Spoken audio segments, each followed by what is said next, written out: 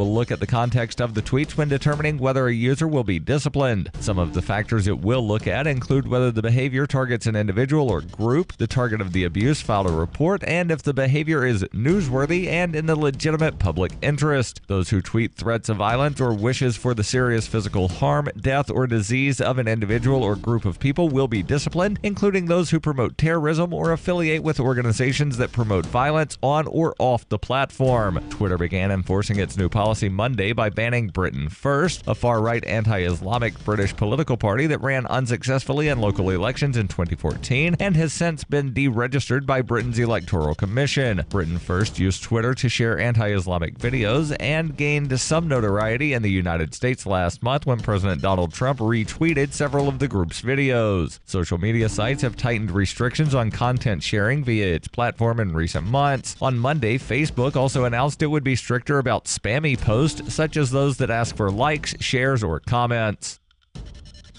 For over 40 years, Roberts & Roberts Brokerage has been a trusted source for buying and selling precious metals like gold and silver. And as a Bitcoin-preferred business, Roberts & Roberts Brokerage has removed the minimum purchase amount for all orders paid in the digital currency. Call Roberts & Roberts Brokerage today for knowledgeable advice on buying and selling precious metals and a forward-thinking approach to new technologies. 800-874-9760 or visit online at rrbi.co. Reuters reports an Amtrak train derailed on Monday during its inaugural run on a faster route from Seattle, Washington to Portland, Oregon, sending passenger cars tumbling from a bridge onto a major highway, killing at least 3 people and injuring about 100 others. Washington State Patrol spokeswoman Brooke Bova said 13 of the train's 14 cars jumped the tracks near the town of DuPont, Washington. Officials said 77 passengers and 7 crew were aboard. 5 vehicles and 2 trucks were involved in the accident, and the highway was littered with fragments of the bridge and tree branches. Authorities said some motorists were injured, but none died. Several hours after the 7:34 a.m. crash, train cars remained dangling from the overpass, with others strewn about Interstate 5, a major West Coast route stretching from the Canadian border to the Mexican border. The derailment occurred on the first day Amtrak trains began using the new inland route between the Washington cities of Tacoma and Olympia, part of a $181 million project to cut travel time. Some of the people aboard escaped by kicking out windows. This has been FPP Radio News. Online at fppradio.com. Thank you, Jodie. I appreciate you taking up this issue. Berto, if a man ain't cooked crisp on the Hellfire Desert, ain't he ought to be left on his own? Well, right, Jode. Immigrants are desperate for a better way of life. We need the strongest of these crude backward browns to keep us all alive. I see the ones that can swim the Rio Grande, too. Berto, you swum that border river to get here, ain't you? Jode, not all Mexicans came here by swimming the Rio Grande. No. I got sympathy. I crossed Huron Lake in a barrel myself using hands as paddles. Lived off the carp. What jumped at me? Now, you swum that river, ain't you? No, Jode, actually, I was born here. What you know about hard work? Ain't never swum no river. Many immigrants, they I say you ain't never knowed a man till you seen his teeth. Show him your teeth. Too many teeth rotting out shows you're dishonest in the mind. You got strong manful teeth, Barto. I apologize. This is the Onion News Network.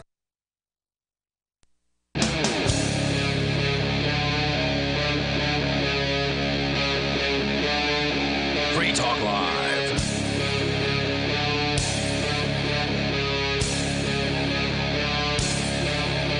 It is Free Talk Live, and you can dial toll-free to join us here if you want. The number is 855-450-FREE like freedom. That's 855-450-3733. We've got Skype, and the Skype username is lrn.fm.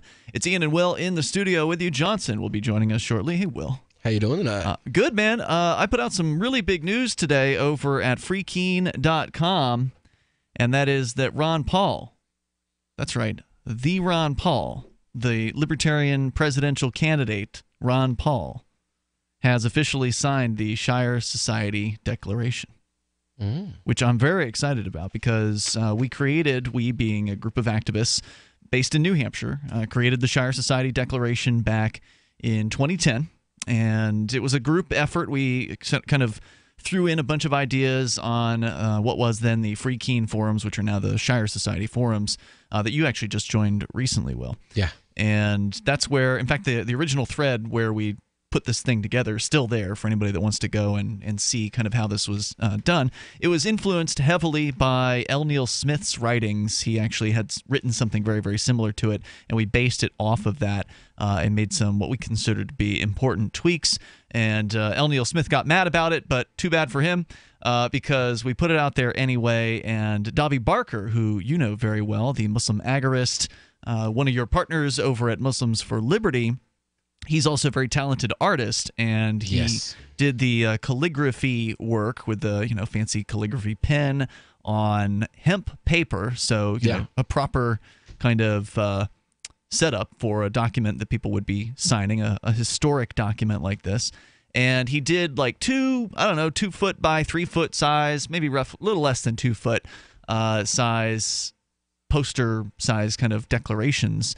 And for those who haven't read it, you can go to shiresociety.com. It's basically a personal declaration of independence from the whole idea of the state. So it's you leaving the state society and joining this decentralized group of people who believe in liberty and peace and the Shire Society. So you can go to shiresociety.com. You can see it for yourself there. You can actually see high-resolution photos of the original 2 signed documents. You actually will, just within the last week, received one of the 2 original, the one that's framed. There's one that's not framed. It's just rolled up in a box somewhere. Yeah, we have the framed original. It is, like when you go to churches, usually there's like a cross or the logo for the church or whatever is on the pulpit. Right. And in our interfaith space that we use either for interfaith events or for like the local Quakers to come use for their, instead of having a cross on the front of the pulpit, it's a framed copy of the Shire Declaration. Right, the original one that was signed at the Porcupine Freedom Festival back in 2010 by dozens of people. And then since then, Davi, because we ran out of room, I mean, we filled up the 2 full-size things. So people have been signing them online just sort of by leaving their name in the comment section over at shiresociety.com. Others who maybe don't want to draw attention to themselves have simply signed it on their own personal time in their own place or in their mind. So you don't have to be on the record. There's no record. There's no record keeping here. If you want to be public about it, you can be. We're Liberty folks. There's no record keeping here. Right. and so recently, it was September, late September, there was a conference. We actually advertised the conference on Free Talk Live, but we weren't attending it. Maybe we'll go next year. But we weren't able to attend it. And it was called the Nexus Conference. It happened in, I think, Aspen, Colorado. And it seems like, based on their website, it was kind of like a libertarian blockchain conference. Maybe more libertarian than most Bitcoin conferences. And Bitcoin conferences tend to skew pretty libertarian, pretty liberty friendly. And they actually had Ron Paul, as one of their guest speakers at this event. So this is a big deal, like a big event. And after Ron Paul had finished speaking, he had his handlers, and this is what I was told by the witnesses who saw this happen. He had his handlers who were, going to try to get him out of there or whatever. And apparently it was raining outside, so they couldn't go out the back door. So he came out sort of through the auditorium, through the audience. And Stone, who is one of the, I guess you could call him an early mover, a temporary mover. He didn't end up staying in New Hampshire, but he did stay in New Hampshire for a period of time. Maybe he'll be back. Living here in the Keene area. There's a good chance that some people come back over time. But Stone was there, and he had a copy of the Shire Society Declaration because Davi had made a bunch of, I think maybe a couple dozen kind of smaller replicas of the original declaration with, again, the calligraphy and the hemp more paper. Than that, you can buy them like rolled up, and they come, I think, with like a black and yellow pen or something like that comes with it. You can buy on his website. I actually tried to go to his website today, and it's down. I would have given that site out, but it's right now there's nothing that comes up. But you could buy it. You're absolutely NoMuslimAgorist.com? You can go there, but it's completely ShinyBadges.com. But if you go to ShinyBadges.com, it forwards you to Muslim Agorist, and it's completely blank. There's nothing there. So I don't know what's happened. I don't know if he knows that his site is down. I didn't have a chance to reach out to him to ask him about that. But yes, you are correct, Will. At one time, you could purchase these things. I don't know if they're still available directly through him, but they're a limited edition. And so Stone had gotten one of them. And I guess throughout the weekend at this conference, he was having different people sign it. So Roger Ver from Bitcoin.com, a.k.a. Bitcoin Jesus, he put his name, his signature down on this very same declaration. And so when Ron Paul came off the stage, Stone, unrolled the declaration and then asked him if he would, take a look at it, if he was willing to sign it. And apparently Ron Paul, after looking at it, he said, sure, I agree with all of this, and then signed his name to the Shire Society Declaration. If you don't believe me, there's photographic evidence of it posted right now over at freekeen.com. In fact, the reason why it took me a while to actually put this news out there, because again, it happened in late September, the reason why it took 3 months is because I wanted the guy who had this, Stone, I wanted him to send me pictures of his signature, because the pictures that Derek Slopey took, who was one of the witnesses, and I trust Derek. I think he's a really great guy that runs agorasthosting.com. Love Derek. And but just because the internet's going to question it happened so fast that all the photos that Derek got were from behind Ron Paul signing. So if all you were to go by was the pictures, and if you didn't know Derek, you might think, oh, well, they got some white-haired old guy to sign the Shire Society Declaration, because you can't really tell for sure it's Ron Paul. Well, maybe the show is big enough, has a big enough reach that somebody who knows Ron Paul is listening now. And then, we might get lucky and he called the show and be like, we've talked to him hey, before. I'm here, and yes, it was me, and I did sign it. I think Marc actually said he's doing interviews about something, and we're trying to book Ron Paul again here. But again, there's plenty of evidence, because now we actually have photos of his signature on the document. We got photos of him on the day in question signing the document, and witness testimony. So it's official. Ron Paul has joined the Shire Society, has signed the Shire Society Declaration. And as I said on my post on social media about this is going to be impossible to top. I mean, how do you top, as far as potential people signing the Shire Society Declaration and declaring their independence from the idea of the state, how do you top Ron Paul? I don't think you can. I don't think there's anybody out there. Ron Paul's number one as far as like libertarian celebrity as far as like being influential over the course of the last 30 years. Ron Paul's number one. Yeah. So number one. We can't top it. And how awesome. I mean, what an honor to have him sign it. I don't think that anybody, when we created the Shire Society Declaration, ever envisioned Ron Paul signing this thing. But here we are 7 years later, and it actually happened. So see it for yourself over at freekeen.com. It is the latest story that I posted there. I just think it's fantastic. It's great news, and that's what I wanted to start out the show sharing with you, because we're going to get into some not so great news coming up here, specifically the story that I mentioned last night, and then we're going to talk about Sharia law and the cryptocurrency craze. And I know, Will, that's what you want to discuss here this evening. But last night I promised an update on what was happening in Canada with the folks who you may know as the Prince of Pot and his lovely wife, Jodie and Marc Emery. They have been sentenced in their case in Toronto, and they pled guilty. I'll tell you what the sentence was. It's not good. We're going to get into it coming up here. 855-450 free like freedom. That's 855-450-3733. And what did they do? They opened so-called illegal marijuana dispensaries, and we'll tell you more about it coming up here on Free Talk Live. You can join us at 855-450-FREE. I got my Blink home security system delivered right to my door. I downloaded the app, and it walked me right through the easy setup. Even with my complicated router system, I was done in like 10 minutes. Now it notifies me whenever something moves in front of the wireless cameras, or I can just check it whenever I want right from my phone. And I got you a deal. Get 3 Blink cams for what the other guys charge you for 1, plus an extra 10% off. Visit blinkprotect.com/FTL. Blinkprotect.com/FTL. Blinkprotect.com/FTL. Dash is digital cash, a digital currency designed to replace cash and help people manage their own wealth. It's fast and easy, fees are low, and transactions are confirmed instantly. Pay anyone, anywhere in the world, anytime, for just pennies on the dollar. Dash is the first digital money that's governed by its users. Join Dash and help us build a better financial system for everyone. Find out more at dash.org. That's dash.org. Earlier this year, after many years of conflict over the direction of Bitcoin, the creators of Bitcoin Cash did just what they were told to do. They forked off. Now there are two Bitcoins, the one that is run by the big bank patsies, and Bitcoin Cash, the one that stays true to the creator's vision. Bitcoin Cash has surprised many with its relevancy and staying power, and the price reflects it. If you believe that Bitcoin was meant to be a low-cost, easy-to-use, peer-to-peer currency that could bring economic freedom to the world, you need Bitcoin Cash. Get your Bitcoin Cash wallet right now at bitcoin.com.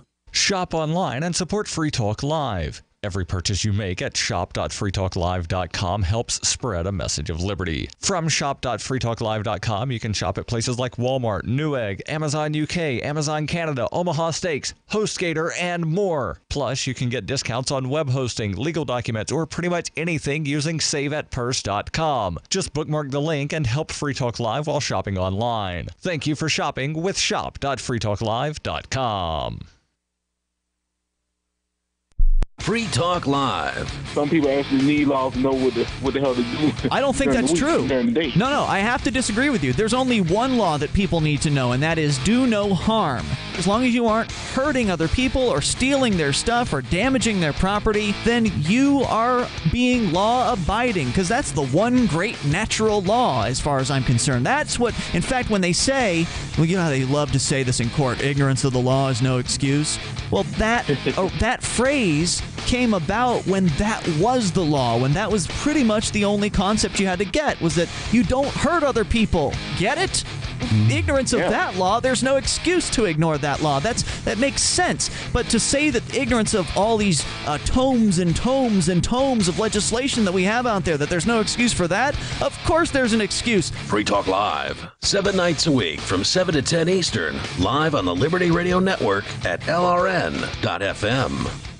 Did you know we've taken our LRN.FM telephone listen line to a new level with the LRN.FM audio on demand line? Now you can call 712-770-8447 anytime and listen to LRN.FM's live feed. And you can listen to a bunch of our original shows on demand. Long distance fees may apply. Just dial 712-770-8447 and choose from the menu. 712-770-8447. The new 4th edition of Healing Our World, The Compassion of Libertarianism, will take your understanding of liberty to a deeper level and has over 1,300 updated references, new cartoons, and a foreword by Dr. Ron Paul. With discounts for multiple book purchases, the 4th edition of Healing Our World is a great gift for the liberals, pragmatists, environmentalists, and Christians in your life who think libertarianism is cold-hearted. Get yours today at healing.freetalklive.com and use promo code FTL for a $5 discount. You can put the Liberty Radio Network on the air in your area. Visit broadcast.lrn.fm to learn how. Broadcast.lrn.fm.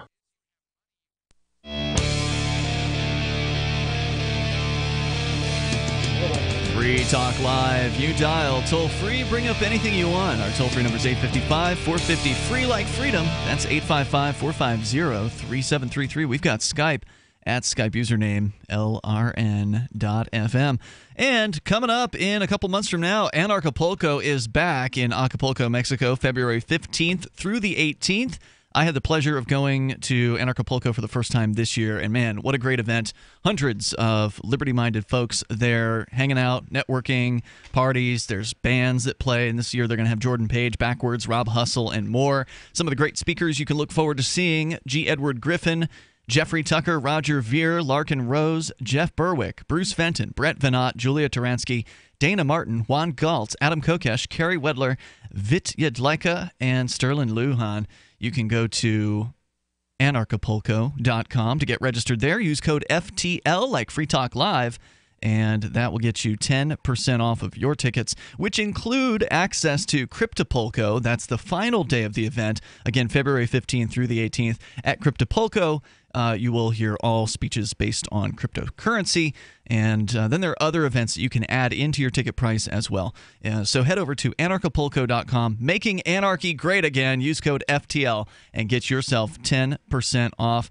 We are updating you on what's happened with Jodie and Marc Emery. We had both of those folks on the show over the years a number of times, as Marc Emery was prosecuted, as you may recall, for selling seeds. Now, the thing is, he was selling seeds from Canada, But yet the Canadian government cooperated with the United States government, arrested Marc in Canada, and then cooperated with his extradition from Canada into the United States, where he was then found guilty and spent 5 years of his life in prison, where they did everything they could to keep him as far away from his wife in Vancouver as possible. So rather than holding him in SeaTech prison in Seattle, Washington, or in Washington State, they held him in, like, Mississippi. So you really couldn't get much further away as far as, holding a loved one and making somebody who cares about you have to travel, more than 1,000 miles to come see that person. That's what the federal government did to him. After spending 5 years in prison, he was released. And you would think that after spending 5 years in prison, that your typical activist would be pretty burned out, that they would be like, yeah, I'm done with my civil disobedience. Not Marc Emery. No, he wasn't done. In fact, he and his wife, Jodie, they were involved with a group of people who opened up Cannabis Culture. You may not know Cannabis Culture. It's the old competitor to High Times magazines, the Canadian version, basically, of High Times. I remember those. Right, they were just as good. These are the publishers. These are the folks. Yeah, Cannabis Culture was great because they backed Ron Paul in his political campaigns. Marc Emery took a lot of the money that he earned from selling seeds and running Cannabis Culture, and he donated it to marijuana legalization movements, not just in Canada, but across the United States, which is why the DEA wanted him bad. Because he was like basically public enemy number one as far as somebody funding the end of the war on pot. So what did they do after he gets out of prison? Well, a few years later, they throw the doors open on multiple pot shops in different cities, Toronto, Montreal. They swing open the doors. Now remember, you may have heard the news that Canada is looking at legalization of cannabis. So given the idea that, okay, well, legalization's coming, what their point was, well, why should we wait? Why should we wait for these politicians to get this done? We know that it's coming.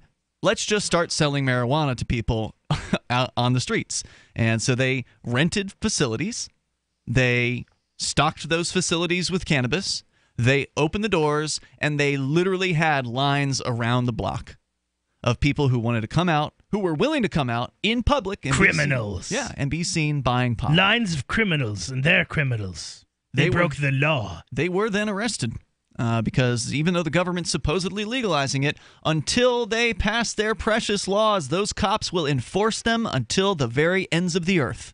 Until the actual word of the law is changed, until the statutes, or whatever they're called in Canada, the Royal Code, I don't know what they call it, until it's actually changed, those cops are going to continue to destroy people's lives as much as they possibly can, and the prosecutors are going to go along with it. Here's the story from CBC, the government's own news agency in Canada. Prominent pot activists Jodie and Marc Emery have pleaded guilty to a number of drug-related charges in a Toronto court, which fined them $195,000 each for this, according to Jodie Emery. The pair also received 2 years of probation and cannot participate in the running of illegal marijuana dispensaries.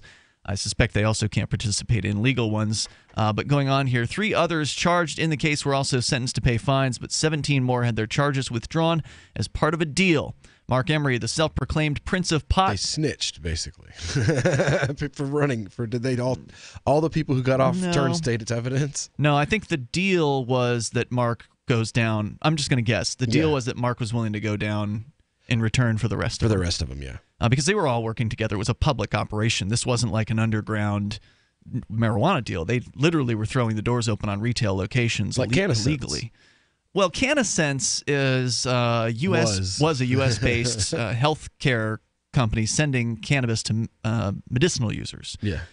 This was just anybody who's over 18 could walk in, or 21 or whatever, and buy marijuana from stores open to the public.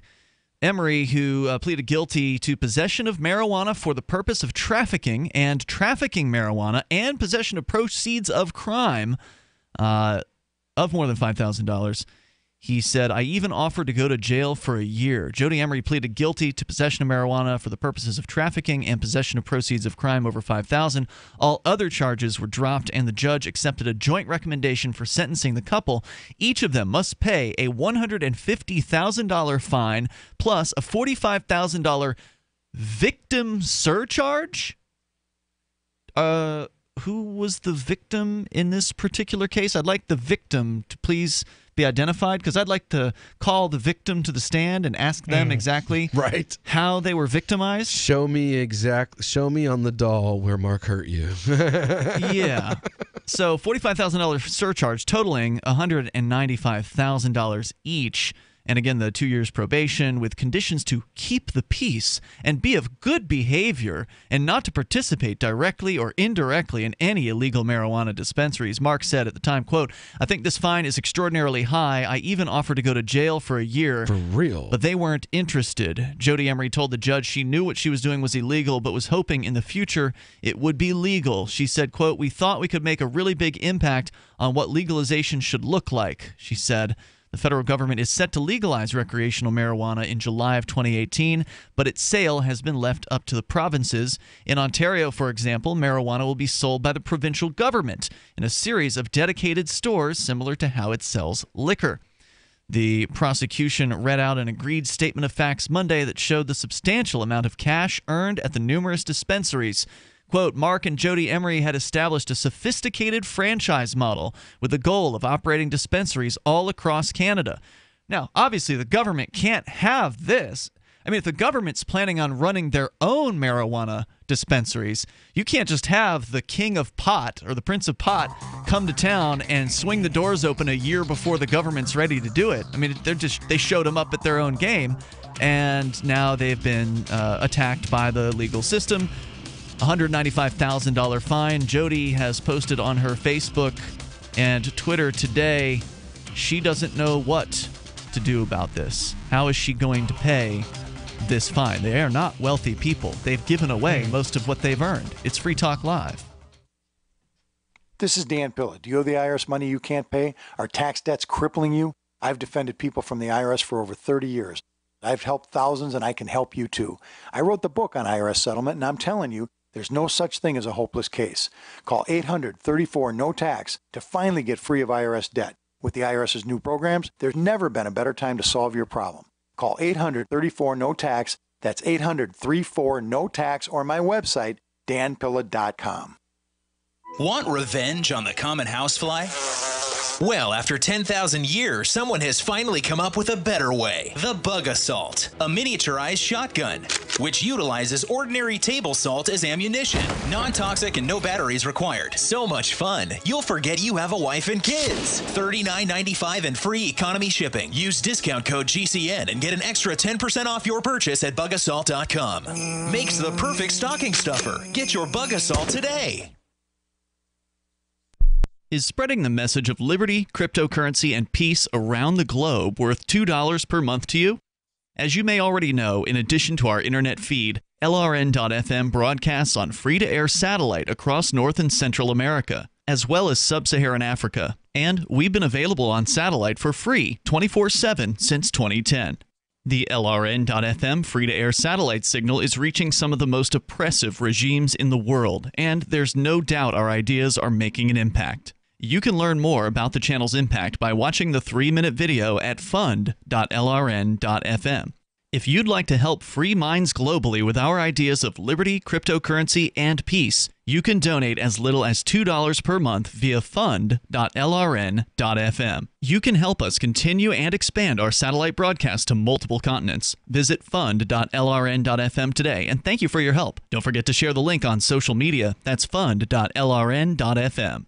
Cell 411 is a free app for Android and iOS that replaces government-controlled 911. Cell 411 allows you to preset a group of friends or private organizations to show up at any emergency. Cell 411 is a nightmare for the state because it proves their so-called services aren't needed. Cell 411 has had thousands of installs, and of course it's covered by the BIPCOT no government license. Cell 411 because your friends won't shoot you when you're in trouble. Without the government, who would build the emergency services? You and Cell 411. Get it today at getcell411.com.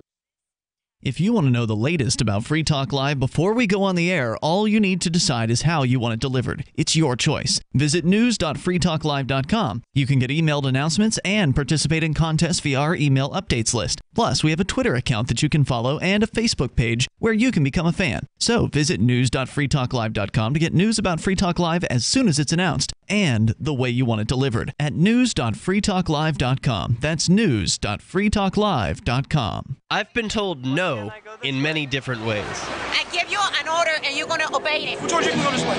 You can do that and you have to leave here. You cannot bring signs into the rally. Walk with me. Well, I'm comfortable here, actually. Whoa, hey, who do you think you are? Excuse me. There is no video or audio allowed in this office. No, I have work today. This is... You ain't gonna make it. Wait on account. Now. Wait a minute. Whoa. Hey! Oh my God! Unbelievable! Why are you running from me? Because you're scared me. What am I being detained for? You're being served. What is this? You're being served. What is this? Bureaucrats have a funny way of telling people no. That's the sound of the men working on the chain. Derek J's Victimless Crime Spree. Watch it for free and order the Director's Cut DVD at victimlesscrimespree.com. You can connect with the Liberty Radio Network via our Facebook page at facebook.lrn.fm. That's facebook.lrn.fm. This is Free Talk Live. Dial in toll free and bring up what you want as Bitcoin price plummeting as we are speaking the Bitcoin core price, I should say. Below 17,000 now, but Bitcoin Cash, on the other hand, shooting up over $3,300, a record high U.S. dollar value price for Bitcoin Cash. Not a record if you compare it to the price of a Bitcoin, but both of those are... you Free Talk Live hosts are just in the pocket of Roger Ver. I mean, obviously, you're controlling these prices. I only like Bitcoin Cash when it's making me money. Yeah, I mean, I've always been critical of some of the things I don't much care for, out there in the cryptocurrency world, and Roger and I don't agree on absolutely everything, but I think that Roger's vision is a pure libertarian vision for cryptocurrency. Yeah, I agree. And he does a great job promoting it out there. And I think that Bitcoin Cash should do well. It deserves to do better than Bitcoin. Bitcoin is messed up. Bitcoin Core BTC is not working the way it was originally intended. No. And Bitcoin Cash is. So good for the market for finally starting to maybe see this. We'll see if it's temporary, if it's going to fall back down soon, or if it's going to stay at this level of the 3,300. To give you an idea, 4 hours ago I put $100 in Bitcoin Cash, and now I have $142. Not bad for 4 hours work or sitting there. Work. Let's go to your calls. Work anymore. I got more about the situation in Canada with Jodie and Marc Emery pleading guilty to selling marijuana, basically, and now with almost $200,000 in fines each to pay to the Canadian government. We'll tell you more about that coming up. But let's go to Jason. He's in Massachusetts. Jason, you're on Free Talk Live with Ian, Johnson, and Will. How you guys doing? Hi, How's Jason. everything going tonight? Go ahead with your thoughts. We're great. Listen, you guys love Roger Ver, but I just want to quickly ask you a question. What do you guys feel about mining being completely centralized and in the hands of just a few people? I mean, I've heard that claim, but I don't know if I believe it. I mean, there are mining pools out there which involve thousands of people. The mining, so that's completely unfactual. So the miners that work on Bitcoin and Bitcoin Cash, for that matter, or Bcash, don't say that in front of Roger Ver, but the miners that work on it have to have a lot of money, and they pretty much set up giant warehouses and create, economies of scale and make it so that pretty much the hands of all the mining, which means the central bank of all transactions, has to pass through only a few hands. Now, And when you say a few, few means three, and there's far more than three mining pools that are mining Bitcoin Core and Bitcoin Cash. So I don't agree with you. And in fact, I'm involved in Bitcoin mining as well. I'm mining Bitcoin Cash at the moment. And if you go to pool.bitcoin.com, I think you can get into that mining pool for as cheap as a few $100. So, I mean, this is not out of the reach of the average person. Huh? But you're in there's also more than one investment bank, and there's many banks, but that doesn't mean that they don't dominate the market. So that's like saying, oh, well, it's okay to support Goldman Sachs because, you know, the local bank down the street exists too. But, you know, let's move beyond that because obviously you're a Roger Ver fan and I don't, you know, you like Goldman Sachs. I get it. But no, I think you're putting words in my mouth. I've never been involved with Goldman Sachs. I don't know anything really about them except that they're a big bank. That is the analogy of there are many banks, but there are some really big, powerful banks. What does whether or not there are centralized mining pools have to do with Roger Ver? He's one man who bought some Bitcoin in the past. So here's the thing. I mean, what I did call to talk about tonight is a company or a coin called Vertcoin. Well, hold on one moment. You know Roger Ver didn't like create Bitcoin, right? Like he's just a guy who bought a bunch of Bitcoin and has since he did that been spending his own money promoting the hell out of Bitcoin as a cryptocurrency all around the world. Roger Ver has done more for cryptocurrency promotion than any other human being that I know of on the planet. So he's not a perfect person. Everybody has their issues, but for all the hate directed towards him, I got to say, I don't understand it, dude. What's your problem with the man? Well, my issue is if he had waited for the Lightning Network, the scaling problem would have been taken care of. And when's the Lightning Network coming? Because we're all going to wait until Bitcoin dies, apparently. The Lightning Network was just tested between Bitcoin and Litecoin. Cool, man. So when's it coming? It is now imminent. What's it mean to be imminent? Does that mean next week? It's now an imminent thing. So let me ask you a question. If there's a better solution, let me ask you a question. Let me ask you a really good question, okay? And answer this for me. If you're going to scale blocks, which means that every time you increase block size, you're going to exponentially increase the power of those block size to process transactions. You're referring to the technical the technical guts of the. Hang on, I got to explain for just a moment here. You can get your question out in a moment. You have to remember we're doing a radio show, which means that there are people listening who don't know anything about block size and all the techno garble that it's easy to spew out on this topic.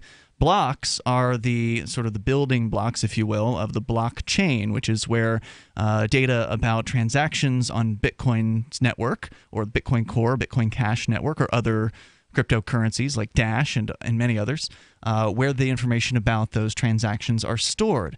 What you're referring to is a debate that has gone on over the appropriate way to scale cryptocurrencies like Bitcoin that had become full of transactions. Their network had been loaded to the max with transactions. Some people, and Roger Ver was one of those people, supported the idea of increasing the so-called block size from 1 megabyte to more than 1. Some people said 8, some people said 2.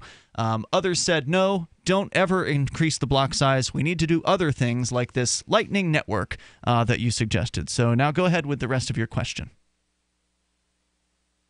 Okay, so basically my question is this, right? The Lightning Network, so if you go on to explain what the Lightning Network is, it's basically a network that lays on top of the actual algorithm itself, and it allows everything you do on it to be exponentially greater, just to put it in simplified terms.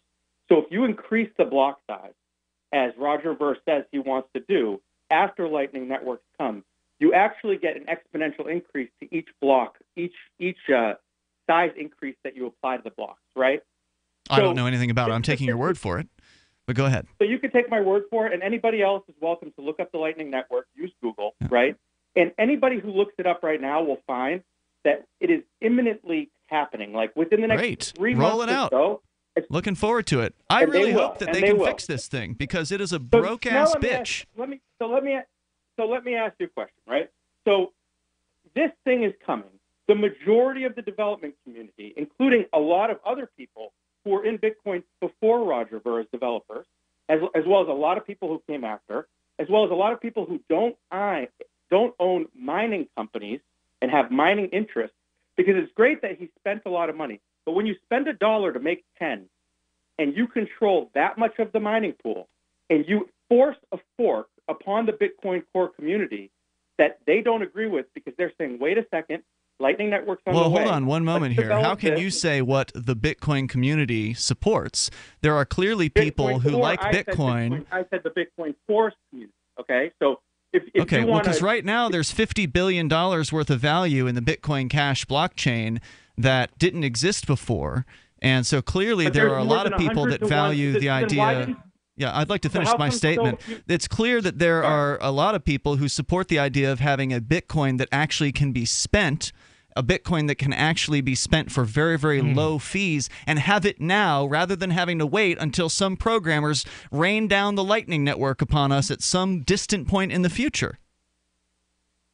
But the difference is then why aren't the rest of the developers who have put in just as much time, many of them, or more than Roger Ver, not following him? Argumentum ad populum. Just because some of the developers aren't doing what you want them to do, just because some of the developers, some of the developers are on, this one side versus the other, doesn't mean there aren't developers who support Bitcoin Cash. If you look, in fact, Gavin Andreessen, the very individual who Satoshi Nakamoto, the anonymous creator of Bitcoin, handed the keys to the kingdom over to, I think in 2010 or 2011, right around when Satoshi disappeared, he turned over the keys to Gavin Andreessen. Guess who's working on Bitcoin Cash now? Gavin Andreessen is working on Bitcoin Cash. So, in my opinion, he's one of the most important developers of Bitcoin of all time. There's more coming up here in moments. This is Free Talk Live. Crimes of the Crown by Captain Marc. The Crown casts the world in shadow and claims to be our guiding light. Cowards clamor for security from boogeymen and ghost stories, while I say these hobgoblins are imaginary. I say those they propped up as our liberators are now subsisting on our bondage. I say there is freedom in the black, and that's exactly where we intend to go. The Crown banishes its own officers for exposing its crimes and tortures dissidents to the brink of madness. It dominates the globe and swallows the wealth of generations, leaving only blood and excrement. The Crown calls it piracy to explore frontiers beyond its grasp. So the time has come for us to define the conduct among pirates. I say the Crown has trampled our necks long enough. Need decentralized solutions to centralized problems? Looking for a community of like-minded scoundrels? Or just want some swag to let the Crown know what you think of it? Join the conversation at pirateswithoutborders.com. We won't be hard to find. Guys, wouldn't your wife or girlfriend love it if you treated her to the very best this Christmas? Well, you can, and you don't even have to go out of your way. We're talking about the world's softest pajamas, available exclusively at pajamagram.com. That's pajamagram.com. Created by a team of dedicated pajama experts, the world's softest pajamas are lighter than a cloud, softer than a bunny, like cashmere, only better. She'll love the way the world's softest pajamas feel, and you'll love the way they look. More than a gift, they're a feeling, an invitation to relax a little longer. The world's softest pajamas are available only at pajamagram.com. Visit today and give her a gift that keeps on giving, to both of you. Plus, you don't even have to wrap, because every Pajamagram includes free gift packaging, and Christmas delivery is guaranteed. So visit pajamagram.com or call 1-800-GIVE-PJs.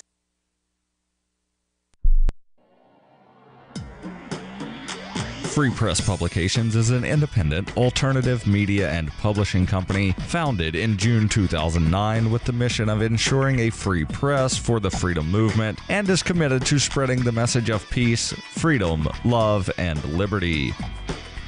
FPP also gives new authors an avenue for publishing freedom-oriented material.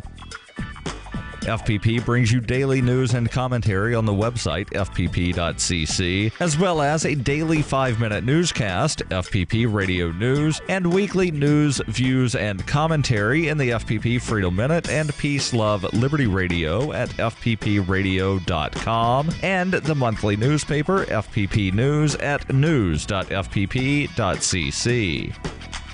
Find FPP online at fpp.cc. That's fpp.cc, as in Creative Commons. Here's a chance to do a little activism while you're cruising Facebook, Twitter, or Google+.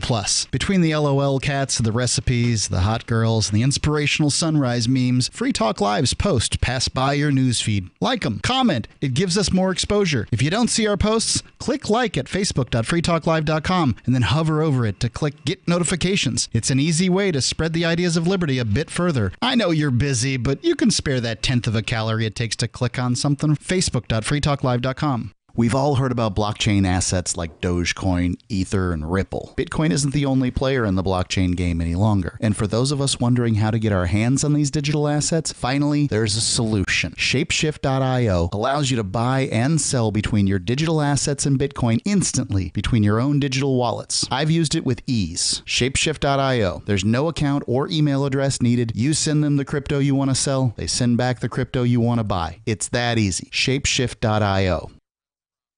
While our satellite channel is free to listen to, it's not free for us. You can help us cover our satellite costs with the chip-in on the right side of the page at lrn.fm.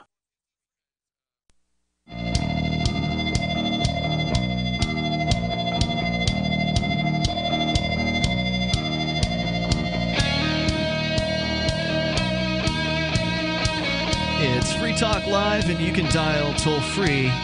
Bring up anything you want. Our number here is 855-450-FREE, like freedom. That's 855-450-3733. We had a guy on the line who was real upset, I guess, about Roger Ver and Bitcoin Cash and calling us shills for Roger Ver or whatever. And yes, Bitcoin.com is a sponsor of Free Talk Live, but I've never been told what opinion to have. We're just promoting Bitcoin.com as a place people can go to learn about Bitcoin. I can have whatever opinions about Bitcoin Cash or Bitcoin Core that I want to, and my opinion is that Bitcoin Core, the sort of original, if you want to call it that, even though it's not really anymore, but that version of Bitcoin is messed up. The fees, our median fee to send this thing, send any amount, is going to typically hit you for about $15 right now. $30 today. That's what I was paying. Yeah. And it didn't. $30. Yeah. And it used to be like maybe 2 cents. And that was for a $160 transaction. Correct. Now, it could have been $30 for a $30 transaction or a $50 transaction. Again, the amount, the size of the transaction doesn't really matter. But so if you want to learn more about Bitcoin, do go to Bitcoin.com. And yes, they do have a Bitcoin pool. Trades cost me $19 today. It's crazy. Yes, you can get involved in the Bitcoin.com mining pool. You choose. Do you want to back Bitcoin Core? Do you want to back Bitcoin Cash? Do you want to do them both? You can do that. You can have one mining contract for each one of them. So it's up to you if you want to get into mining it. Go to pool.bitcoin.com to do that. Once again, that's bitcoin.com. Dude dropped off during the break. I was willing to bring him back on. I know he said he wanted to get to some kind of a point about Vertcoin, which you happen to be a fan of, I believe, Will. Well, they're also a sponsor of our new upcoming move to afternoons. Your show, The Call to Freedom, on LRN.FM. But the dude was like really hot and heavy against us for being, supporters of Roger Ver. And Roger Ver has a long time been a supporter of Free Talk Live. Roger Ver was a supporter of this show from before the time that Bitcoin was a thing. Roger has long time been a sponsor back when he was a memory manufacturer. He ran a company called Memory Dealers out of Japan, and he was actually advertising that with us, even though I don't think he ever got a single memory order because it was like it was a business-to-business kind of thing. He was looking for wholesalers, those people who need to order thousands of sticks of RAM, not 2. That was the kind of business that he was running, and he was advertising here before he got into cryptocurrency. But just, I guess a little bit further thought on kind of that discussion we were having there about Bitcoin Cash versus Bitcoin Core. We just heard the news literally just before the show started tonight that Coinbase, the world's largest, I don't know if it's the largest, but it's big. I mean, it's a mega company when it comes to cryptocurrency with I don't know how many millions of accounts, but Coinbase is humongous. Just today, apparently, they added Bitcoin Cash to their website. Now, keep in mind, this is like a week or less since blockchain.info, one of the other longest running, biggest, most influential wallet companies, Bitcoin wallet companies out there. They added full support for Bitcoin Cash last week. Then BitPay, another mega company that helps people accept Bitcoins on their website.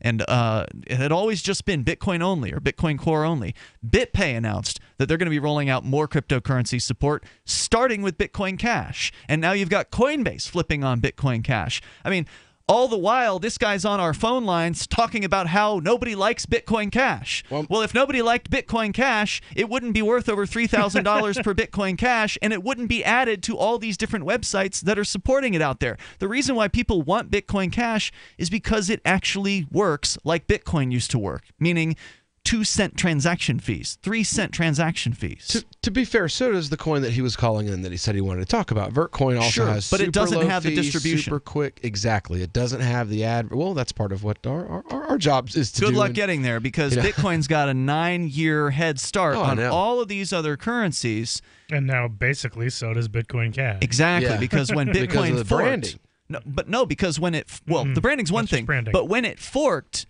Remember, when Bitcoin forked, it was the first time it ever happened in August of this year. On August 1st, Bitcoin became 2 competing forms of Bitcoin. And at the moment that happened, the 16.7 million or 16.5 million or whatever the number was at the time, Bitcoins that existed on the Bitcoin blockchain then also were copied over to the new Bitcoin Cash blockchain. Yeah. So every single person who had a Bitcoin wallet all of a sudden had Bitcoin Cash. I think you read a post from a demo. I don't know if it was on the air. I think it was, yeah. But he posted on his Facebook profile. Why do I suddenly have all this Bitcoin Cash?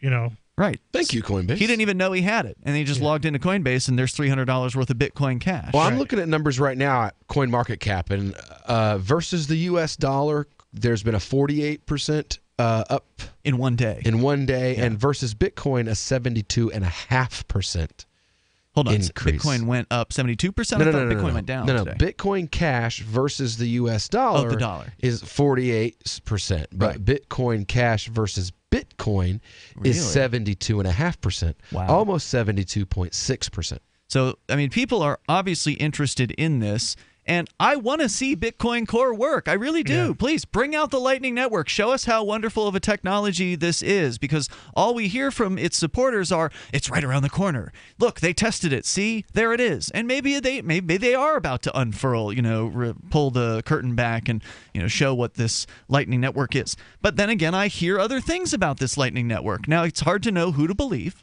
Okay, so I don't know what the truth is, but I heard recently from somebody who's sounded like a Lightning supporter. I think it was Chris Reitman, our Thursday night co-host here. He had told me that there's, or maybe it was him. Anyway, somebody told me you have to set up a payment channel. So, Johnson, apparently on the Lightning Network, if I want to pay you for some work that you've done, we first need to set up a payment channel between us on this Lightning Network. And apparently there's a cost to much like Lightning. Lightning actually sets up negative ions in the atmosphere on the Earth, right? And then the positive, it's like a sort of like channel of negative ions, and then all the energy flows through that channel. And it comes from the Earth, right? And goes to the sky. Yeah. But apparently you've got to pay. I don't know if they said it was like $7 or something like that to set up this payment channel. And I'm like, if that's sounds true, stupid. Right? If that's true, it sounds really bureaucratic. Yeah. Okay, I'm going to go into Corner News, the local, because the whole claim was that, you want to buy a cup of coffee, just wait till the Lightning Network. So wait, I'm supposed to go to the Corner News shop here in Keene, which takes Bitcoin for rolling papers, cigarettes, whatever, pipes. And then I've got to go through some sort of clunky process to, maybe it's real easy, smooth, and streamlined. I don't know. But it sounds like it's going to be more steps to get a payment channel set up before I can actually send a payment. So I'm going to have to pay $7 in order so I can pay $2 for a pack of rolling papers? It's not actually $7. You're just thinking of it in terms of, the Federal Reserve note, that fiat currency. It's actually a percentage of a Bitcoin. So, I mean, don't worry about it. It's $7 now, but when Bitcoin goes up in value after the Lightning Network, launches, don't worry, it'll be $14. It'll be $40 in the near future. So you'll just pay $40 to establish this payment channel to get a cup of coffee. Well, if I had to choose between Bitcoin Core, which charged me today, I was literally purposefully trading out of Bitcoin in single transactions into another currency before I did all the rest of my transactions, because it would have cost me $19 a trade to buy the number, and how I do 5 or 6 currencies at a time that I'm working with, and it would have cost me $120, $140 in transfer fees. So I literally had to transfer all of the Bitcoin once, and that cost me $30, and then transfer it out of Bitcoin into all of it at the same time into another currency. So it cost me $60, and I didn't buy anything. I didn't do anything. Why don't you just wait? The guy said, why don't you just wait until Lightning Network comes along? Right. It's coming right around the corner. But all I did was move my own Bitcoin from an exchange to my own wallet, and then from one type of currency into another. And those two things, it cost me $60. Right. And his question was, well, why couldn't the people who supported Bitcoin Cash just wait until Lightning Network? Because the people who supported Bitcoin Cash didn't want to see those changes added to Bitcoin. They forked off of Bitcoin before SegWit, the segregated witness, which was another big supposed fix for Bitcoin. It hasn't fixed crap. It maybe reduced fees by 25%, but that's nothing when it comes to $40 fees. They're still ridiculous fees. So why not wait till Lightning? They didn't want it. They wanted a Bitcoin that behaved like Bitcoin always behaved. So they forked into Bitcoin Cash, and then all these other changes came onto the Bitcoin Core blockchain that many of those who support Bitcoin Cash weren't in support of. So, let the market decide. All your caterwauling and complaining out there about Bitcoin Cash is not going to make it go away. And you can call in and call us names. You can call us lackeys or whatever. I want what works. Just so you know, I'm not out pimping Bitcoin Cash on the streets. I'm introducing business owners to Dash because Dash got there first. Dash was in retail before Bitcoin Cash was. That's not to say I wouldn't support Bitcoin Cash, but right now I'm not. It's about time something new came along for better selling and buying online. And I found it. What now, Marge? It's buysellmakeoffer.com. Never heard of it. It's a brand new company. That's why you've never heard of it. It's the newest and best way to sell any products online. I did all the research. Sell my car? Yes. Our home? Yep. My golf bag? Your golf clubs. All of them. How about your purse collection hoard? Hey, now. You said any product. Right. I did. We get 30 days free. Really? Packages starting from only $9.95. And buysellmakeoffer.com will never charge item fees, ever.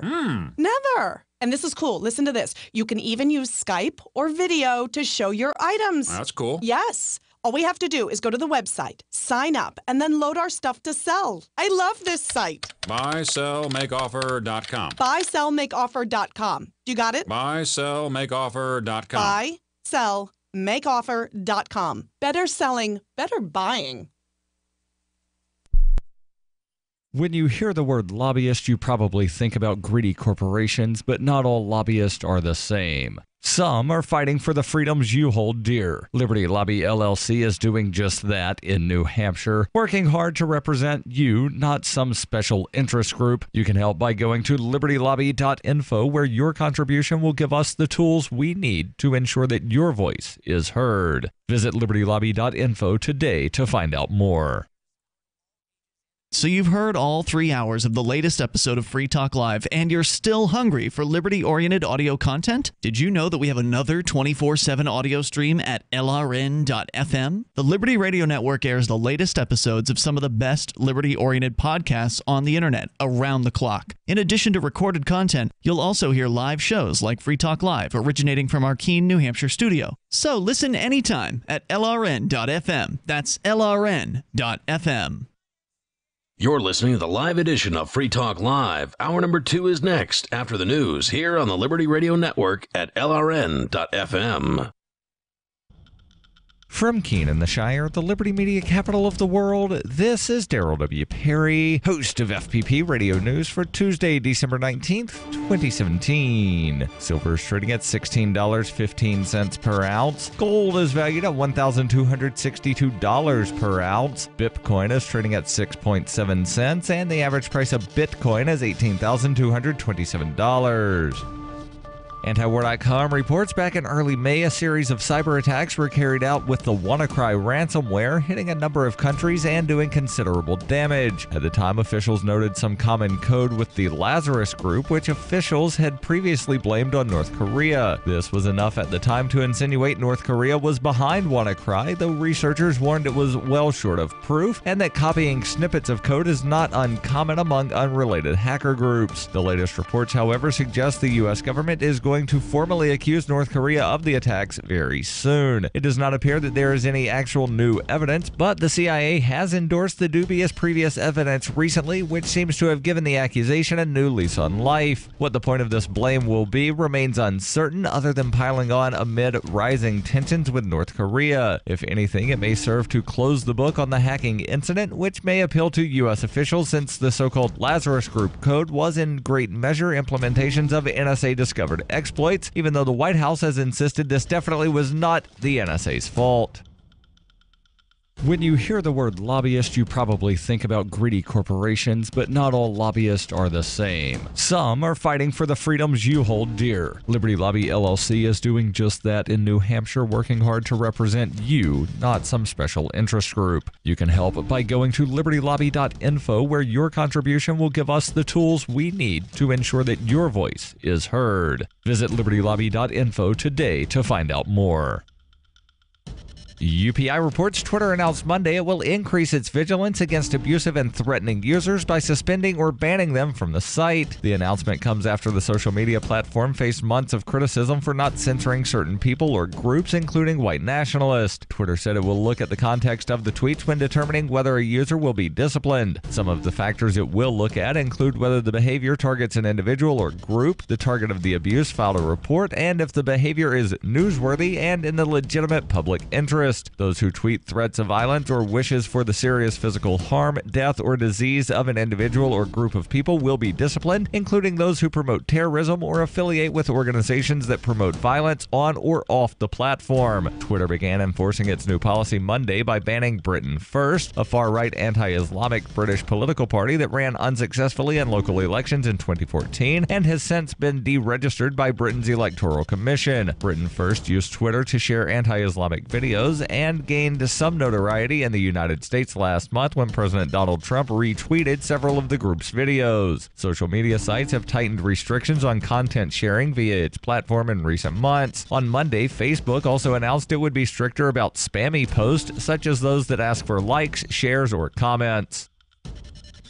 For over 40 years, Roberts & Roberts Brokerage has been a trusted source for buying and selling precious metals like gold and silver. And as a Bitcoin-preferred business, Roberts & Roberts Brokerage has removed the minimum purchase amount for all orders paid in the digital currency. Call Roberts & Roberts Brokerage today for knowledgeable advice on buying and selling precious metals and a forward-thinking approach to new technologies. 800-874-9760 or visit online at rrbi.co.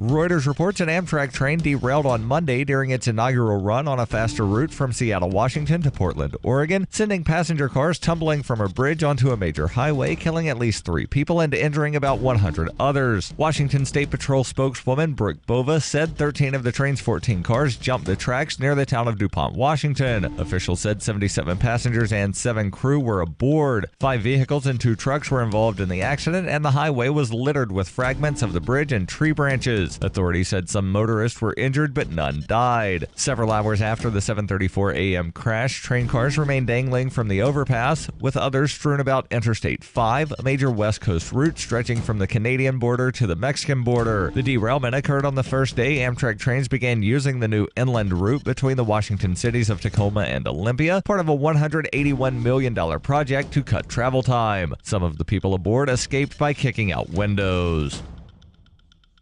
This has been FPP Radio News. Online at fppradio.com. After a flood of customer complaints, Kay Jewelers issued an immediate recall this week of over 2 million cursed engagement and wedding rings. The company's director of public relations released an apology to those afflicted. I can assure our customers that we were not aware our manufacturers were sourcing diamonds tainted by the darkling Urla. We're strongly recommending customers who have not yet returned their purchases for a full refund to place a mirror in a bowl of black salt, mold a poppet in your image out of clay and your lover's hair, and then burn the poppet in the mirror before the next full moon. Industry experts are calling this the most egregious safety oversight in jewelry production since 1973, when Zales disturbed the grave of the 16th century sorcerer Maelor. Sometimes I wake up and I'm trapped in this oil painting of a German village. They told us that there was a 68% chance that our child would be born with no soul. They sent us this disclaimer suggesting we leave the changeling in the wood and return only at our own peril. This is the Onion News Network.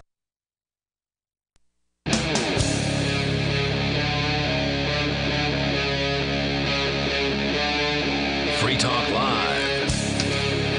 This is Free Talk Live. You're invited to join us right here on the radio. Our toll-free number is 855-450-FREE like freedom. Still to come here tonight, we got more to say on the Canadian sentencing of the Emerys, of Jodie and Marc Emery, the prince and, if you will, princess of pot. They are going not to prison, thankfully, but if they don't pay the $195,000 fine, they might have to, according to an update that Jodie made on her Twitter. We'll tell you more about that coming up here in moments as we launch into the second hour with you in the studio tonight. It's Ian. And Johnson. And Will. To your phone calls and thoughts. Roger is on the line in New Jersey. You're on Free Talk Live. Hello, Roger. Hello? Hey, Roger, you're on the air. Go ahead. Hi. I wanted to ask a question of Ian. Did you say that you run the Liberty radio station? You're talking about Liberty Radio Network, LRN.FM? Yes, the station that you're on. So we're on over 160 radio stations from coast to coast on Free Talk Live. Free Talk Live is also carried on LRN.FM, which is an internet and satellite-based radio network. I am the program director of LRN.FM. Okay, so and the engineer. Do the programming for what goes on the internet with your radio station? With LRN.FM, yes. It's not a radio station. It's an internet and satellite-based network. So it sounds like a radio station, but it's not on broadcast radio unless a community, if you will. Unless somebody takes the signal and then broadcasts it illegally on a pirate radio station, which is one of the reasons why the network exists, is to provide content to people that would like to use that content on like pirate radio or community radio stations. Why do you ask?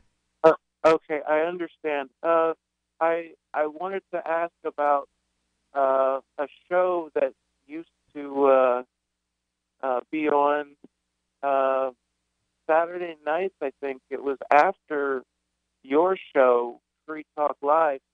I think it was something to do with being on the air or off of the air or something like that. Wheels Off Liberty? No, that was a great show, though. Wheels Off Liberty was awesome. Yeah, that was a podcast. He's referring to Off the Air Live, which was the program that came on Saturday nights. Now it's not. Now it's not live. It's just off the air. Now it's actually off the air. Yeah, unfortunately, that show is no longer with us.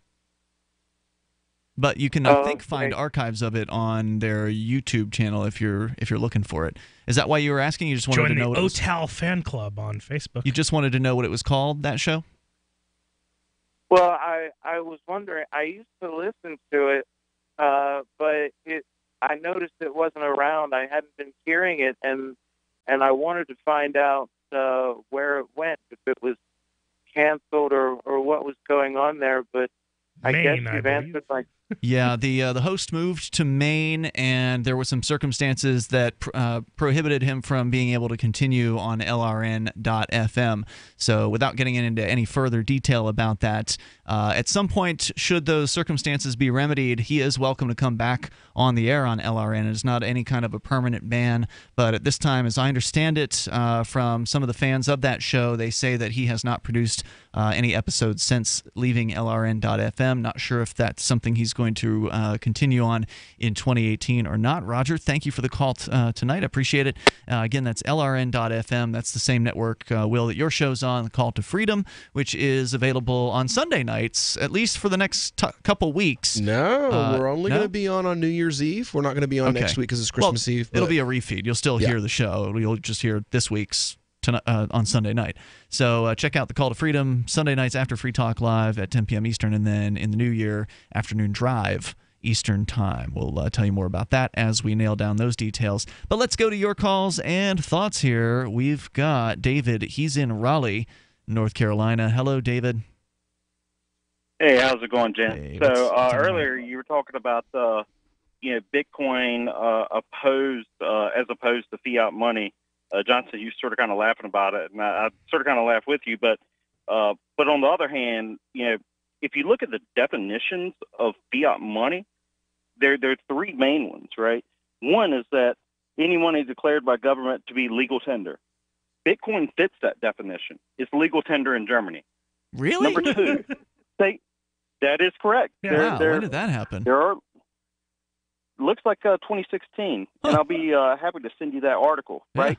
But even if it so weren't, wait, that means every single business. Wait. So that means every single business in Germany accepts Bitcoin because they're legally obligated to do so, or does legal tender legal tender laws not work the same way? Yeah, that's the third definition of fiat. The second definition. No, hold on. Wait. You're not understanding my question.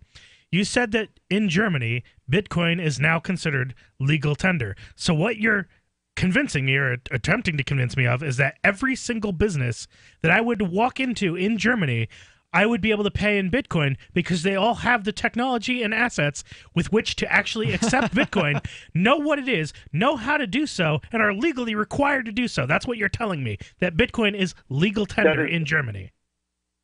That is not what I'm telling you because, it's only I don't think and something else, right? I don't think legal tender laws work the same way there. Yeah, so what you're saying is that legal tender in Germany is not the same thing as legal tender in the United States because obviously it must not be. In the United States, it's what Johnson says it is, and that is if something is legal tender, that means that everyone must accept it under the threat of the violence of the government for payments of debts, public or private. And that's not actually what you're saying happened in Germany. According to BigThink.com, Germany's finance ministry brought Bitcoin one step closer to legitimacy by declaring it a unit of account, which is different from legal tender.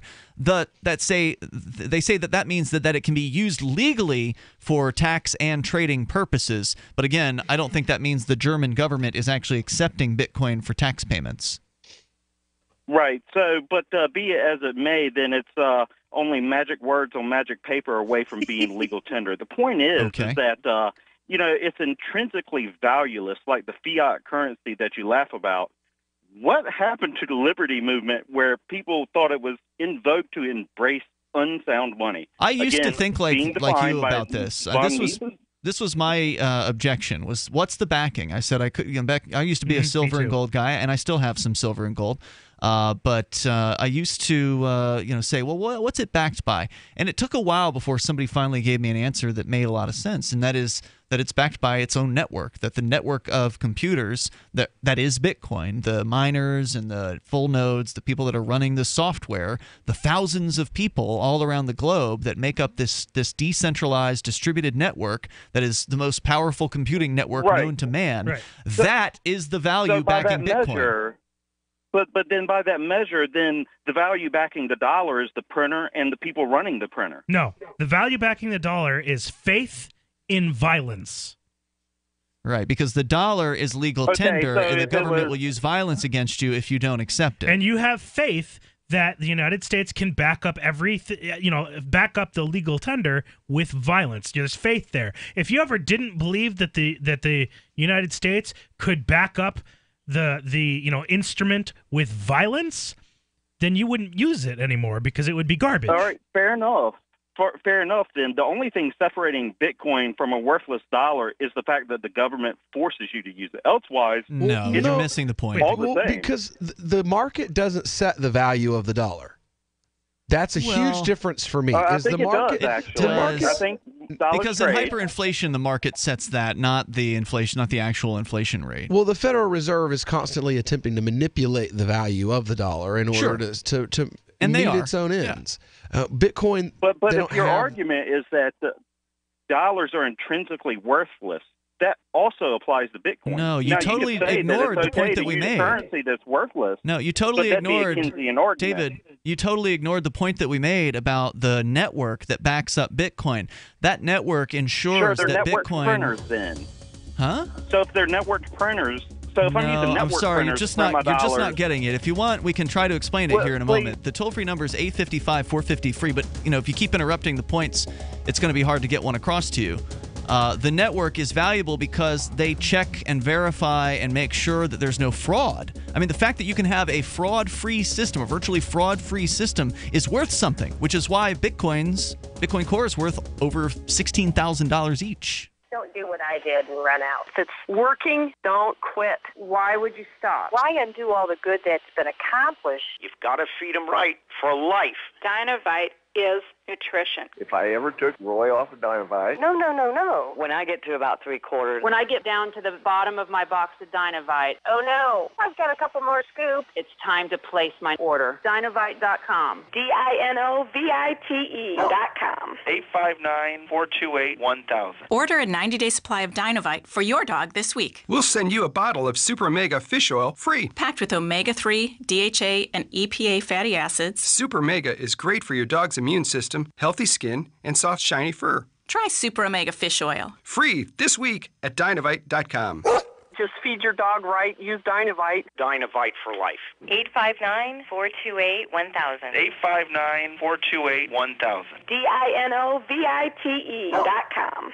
I got my Blink home security system delivered right to my door. I downloaded the app and it walked me right through the easy setup. Even with my complicated router system, I was done in like 10 minutes. Now it notifies me whenever something moves in front of the wireless cameras, or I can just check it whenever I want right from my phone. And I got you a deal. Get 3 Blink cams for what the other guys charge you for 1, plus an extra 10% off. Visit blinkprotect.com/FTL. blinkprotect.com/FTL. blinkprotect.com/FTL. Do you want to help build a better financial system for everyone? Join Dash. Dash is Digital Cash, a digital money platform designed to replace cash and help people manage their own wealth. It's fast and easy. Fees are low and transactions are confirmed instantly. Dash is decentralized, run by users who earn rewards for helping run the network and make governance decisions. Dash is set up to succeed where other platforms have failed. Give it a try. Dash.org. Help people take control over their financial future today. Find out more at Dash.org. On Free Talk Live, we're bringing people to the ideas of liberty every day.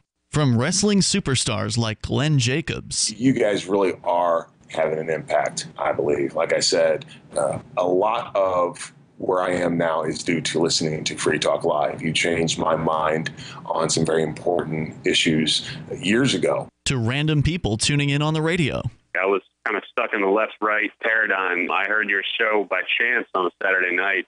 From there, I went on, joined the Free State Project, and become an amplifier. So, I mean, that's really the reason why I amp is because I know that if it wasn't for you guys being on as many stations as you are, I never would have found the ideas of liberty. Your amp will directly change more lives by getting Free Talk Live in front of people looking for talk radio online and on the air. When you amp Free Talk Live, you get perks like access to the AMP-only Facebook group and AMP podcast. Visit amp.freetalklive.com. LRN.FM is proud to announce our official listening apps for Android and iOS devices. Now you can easily tune into our streams anywhere, anytime on your smartphone or tablet. Just visit apps.lrn.fm or search for LRN.FM in the Android or Apple app stores. Please download, rate us 5 stars, then share the link on your social media and let your friends and family know how you're listening to LRN.FM.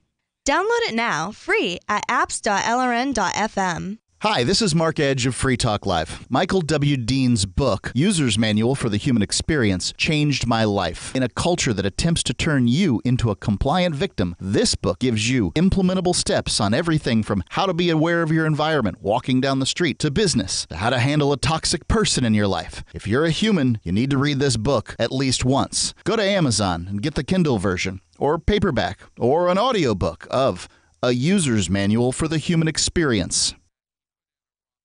Help get LRN.FM into more ears. Visit promote.lrn.fm for a free bumper sticker, flyers, banners, graphics, and more. Promote.lrn.fm.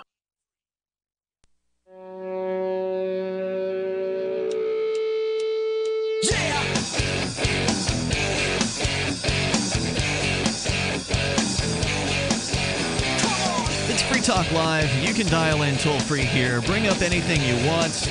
Our number is 855-450-FREE, like freedom. That's 855-450-3733. We do have Skype, and the Skype username is LRN.FM. In the studio tonight with you, you've got Ian. And Johnson. And Will. Plus, we're talking about cryptocurrency. We actually have a gentleman on the line who's a supporter of the show who amps Free Talk Live with silver. And that's not to say I'm against silver. I'm more than happy to accept silver, from anybody that wants to give it to the show. It's just getting out of silver is a little more difficult than getting out of cryptocurrency. Using silver is the amplifier levels are looking a little antiquated lately. What with silver and gold and right? We need to have a Bitcoin level amplifier. We actually have Bitcoin as an option, but nobody uses it anymore, or very, very seldom does. Dash, however, is digital cash, a digital money platform designed to replace cash and help people manage their own wealth. It's fast, it can be private and easy, fees are low, and transactions are quick and can be confirmed instantly. You can pay anyone, anywhere in the world, anytime for just pennies on the dollar. Dash is decentralized and run by users who earn rewards for helping run the network and make governance decisions. Anyone can invest in Dash and earn rewards for helping run the Dash network. So join Dash and help create a better financial system for everyone. You can take back control over your financial future today. Find out more at Dash.org. There's a lot of momentum behind Dash right now. Go to Dash.org and find out why. As we go back to your calls. Oh, go ahead. I was just going to say, maybe if you don't have I was going to suggest originally, I was thinking in my head here, you could have a Bitcoin level amplifier, but then you'd have to, have them donate 1 Bitcoin a month, obviously. That'd be pretty sweet. Which would be pretty sweet. But actually, it might be realistic. You could do something maybe with maybe Dash. I know they do. They have their whole sponsorship thing. Maybe they would sponsor an amp level for somebody who's paying their amp in Dash. Possibly. I got to say that right now, that's a back-level priority at the best. We got some other things we're working on fixing on the website. Number one is the subdomains that have been broken for like a year. Oh, wow. Ever since we implemented HTTPS on the site, all the subdomains became real janky. And a subdomain, for those that don't know, is like affiliates.freetalklive.com. Depending on which browser you use, it's going to give you an error message, possibly, if you try to go to some of those things. I use Chrome, but I haven't gotten any. Great, you're good to go then. Oh, but that's some why. people using Firefox in certain cases are not seeing the right destinations. That's why I haven't noticed this. Yeah, they're getting scary error messages of security errors, and that's freaking people out, so it needs to get fixed. So that's one of the things we're working on. But David is on the line with us in Raleigh, North Carolina. And David, you're trying to compare cryptocurrency like Bitcoin to fiat currency. And we gave you the example of why cryptocurrency has a backing, and the backing is the network, the mining power, the hardware, the computer hardware. Think about I don't know how many billions of dollars worth of hardware there is out there mining Bitcoin, but there's a lot of it. And all of that provides cryptographic security, and it provides fraud checks, making sure that every transaction on the network is not fraudulent, is what that's what the miners are basically doing out there in the full nodes. And so all of this is putting value into the idea of cryptocurrency or Bitcoin Cash or Bitcoin Core. It's putting value into that, because if it weren't fraud proof, if it weren't cryptographically secure, if it weren't distributed and decentralized, it wouldn't be worth a hill of beans, in my opinion. So anyway, go ahead with whatever your other point was. Yeah, and I see what you're saying, right? And to a certain extent, it makes sense, but it will also make sense to say the same thing about the coin minting, right? They put the ridges on the edges to prevent the fraud, and so therefore, the coin is worth all the backing equipment. No, the coin's worth what the coin's worth, right? It's there's fraud in coins. I mean, if somebody gives me a silver piece, I don't know if it's actually silver unless I engage in a few different types of tests to make sure, right? Right. And how many of those actual tests, are you trusting the network, or are you testing your Bitcoin personally, right? How do you test your Bitcoin, in fact, yourself? You don't have to trust. How do you objectively know? So here's how. I can't know because I'm not a programmer, but if I wanted to, I could learn programming and get in there and actually read through the Bitcoin code or Dash or whatever, because all of these things are open source. So unlike silver or gold or fiat currency, where you have to trust the issuer. In this case, you don't have to trust. You can verify. So as long as you know a code geek who can actually go in there and read the code, then they can go in and they can look for backdoors. They can look for fraud baked into the system, and there's not. And of course there's not, because there's thousands, there's billions of dollars in this system, and there's the incentive there for people to make sure that it's honest. Yeah, and OpenSSL, it's also open source, right? It's also used by the industry and is responsible for billions of dollars. And a zero-day vulnerability sat there in plain sight for 20 years, right? So just because it's open source doesn't mean it's secure, right? There are plenty of examples of that, right? But my point is that by the Miesian definition of sound money, and that is money that is based on or redeemable in precious metals, specifically gold, are you rejecting that sound money theory? I mean, even Ron Paul's coming out talking about this. This is a Miesian concept. So is that? I mean, you almost have to reject Miesian Austrian economics to accept Bitcoin as anything more than something intrinsically worthless. I'm not sure I understand the question. So sound money is defined as a currency that is based on or either redeemable in gold or another precious I can redeem metal. cryptocurrency as gold. I can buy gold all day long with cryptocurrency. And I could do it with dollars, but it's not sound money. The money itself has no marginal utility. And the same thing's true of Bitcoin. So you have to reject all of that Austrian economics.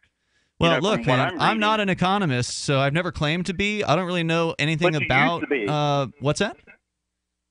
Well, you used to be. You used to be a staunch. No, Austrian, I've never read any Austrian economics books except for Economics in One Lesson, which I'm still not even done reading yet. So I don't have to adhere to any kind of political philosophy to realize that Bitcoin is an incredible technology whose time has come, and it came after the time of these books that you're talking about and these old thinkers. So maybe they didn't realize what was coming, but a decentralized cryptocurrency that can be used by anybody, that cuts out the middleman from the picture of money, cuts out the banks, and cuts out the governments. I think that most libertarians would appreciate that, which is why libertarians were the biggest adopters early on. You're also not taking something into account here. So yes, is Bitcoin fiat in the sense that you're talking about it? Yes, it is. Bitcoin could absolutely go to zero. If a competitor comes along, that's better. And it's happening probably right now. Beanie Babies, too. Yeah, Beanie Babies used to be worth a lot, and they're not worth squat now, probably, so right? You have to pay attention. That make them sound currency. It's a commodity. Like any commodity, you have to be willing to move into another commodity if that commodity's value changes, if you want to continue to hold your wealth. David, I want to thank you for the call tonight. You're welcome to go to bat at any time for gold and silver. I like gold and silver. I do. I've got, the Shire Free Church has a stash of gold and silver. But I'm sorry, gold and silver isn't worth much except for just holding on to fight inflation of the fiat money system. I cannot easily send gold or silver to anybody who's outside of this room. Yeah. I can't. Whereas with cryptocurrency, I can just send it wherever it is I want it to go, and that's it's there. where that utility value comes from that you were talking about with those other things. It's far more useful, physical. Which is why it's far more valuable. Right. There's more coming up here. 855-450 free. If you or someone you care about loves outdoor adventure, then check out slingbow.com for some unique holiday gift ideas. That's slingbow.com, where we have some innovative new products for the archer, hunter, or bow fishing enthusiast in your family. Now through January, use the promo code HOLIDAY to get free shipping in the U.S. or Canada. And from all of us at Slingbow Industries, have a safe, joyous, and peaceful holiday season.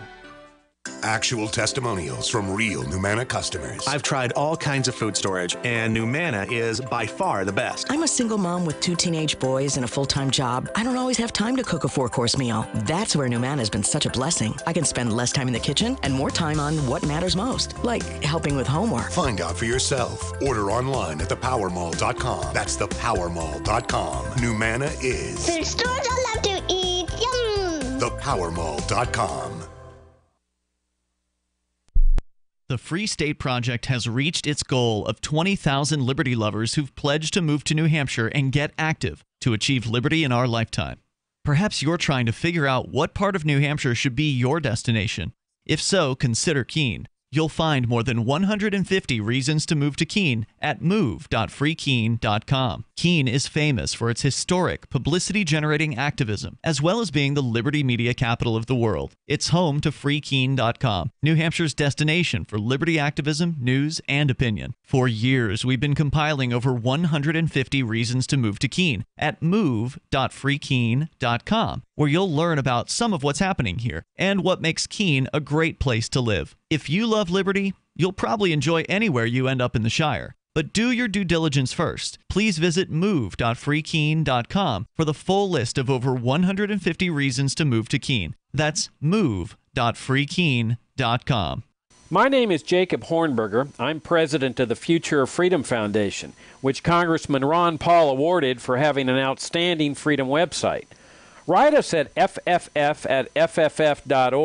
and we'll send you a free 3-month subscription to our monthly journal of libertarian essays and our booklet, Economic Liberty in the Constitution, which George Mason University economics professor Walter Williams praised in a recent column.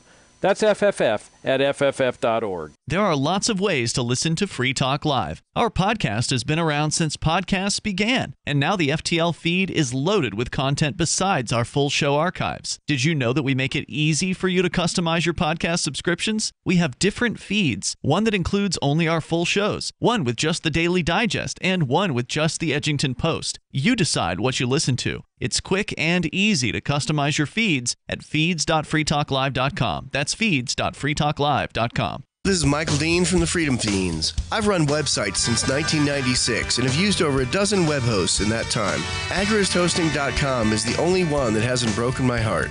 Agrist Hosting's uptime and service is stellar, and their DDoS mitigation is the best I've seen.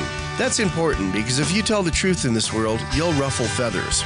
And some people will try dirty tricks to silence your voice. No matter what the haters hit us with, Agrist Hosting keeps our websites online. If you have a mission-critical commercial presence or a world-changing activism site, you cannot tolerate any skullduggery.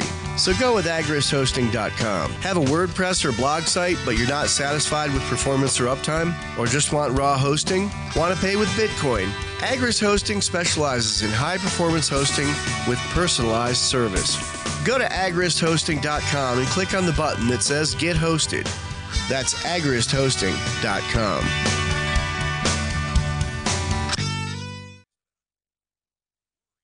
This is the Liberty Radio Network, broadcasting the latest liberty-oriented audio content 24 hours a day at LRN.FM.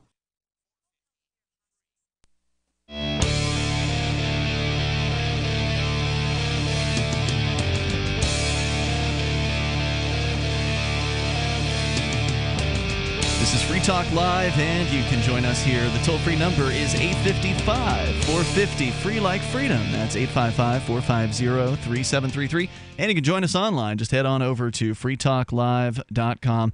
Enjoy the features we have for you.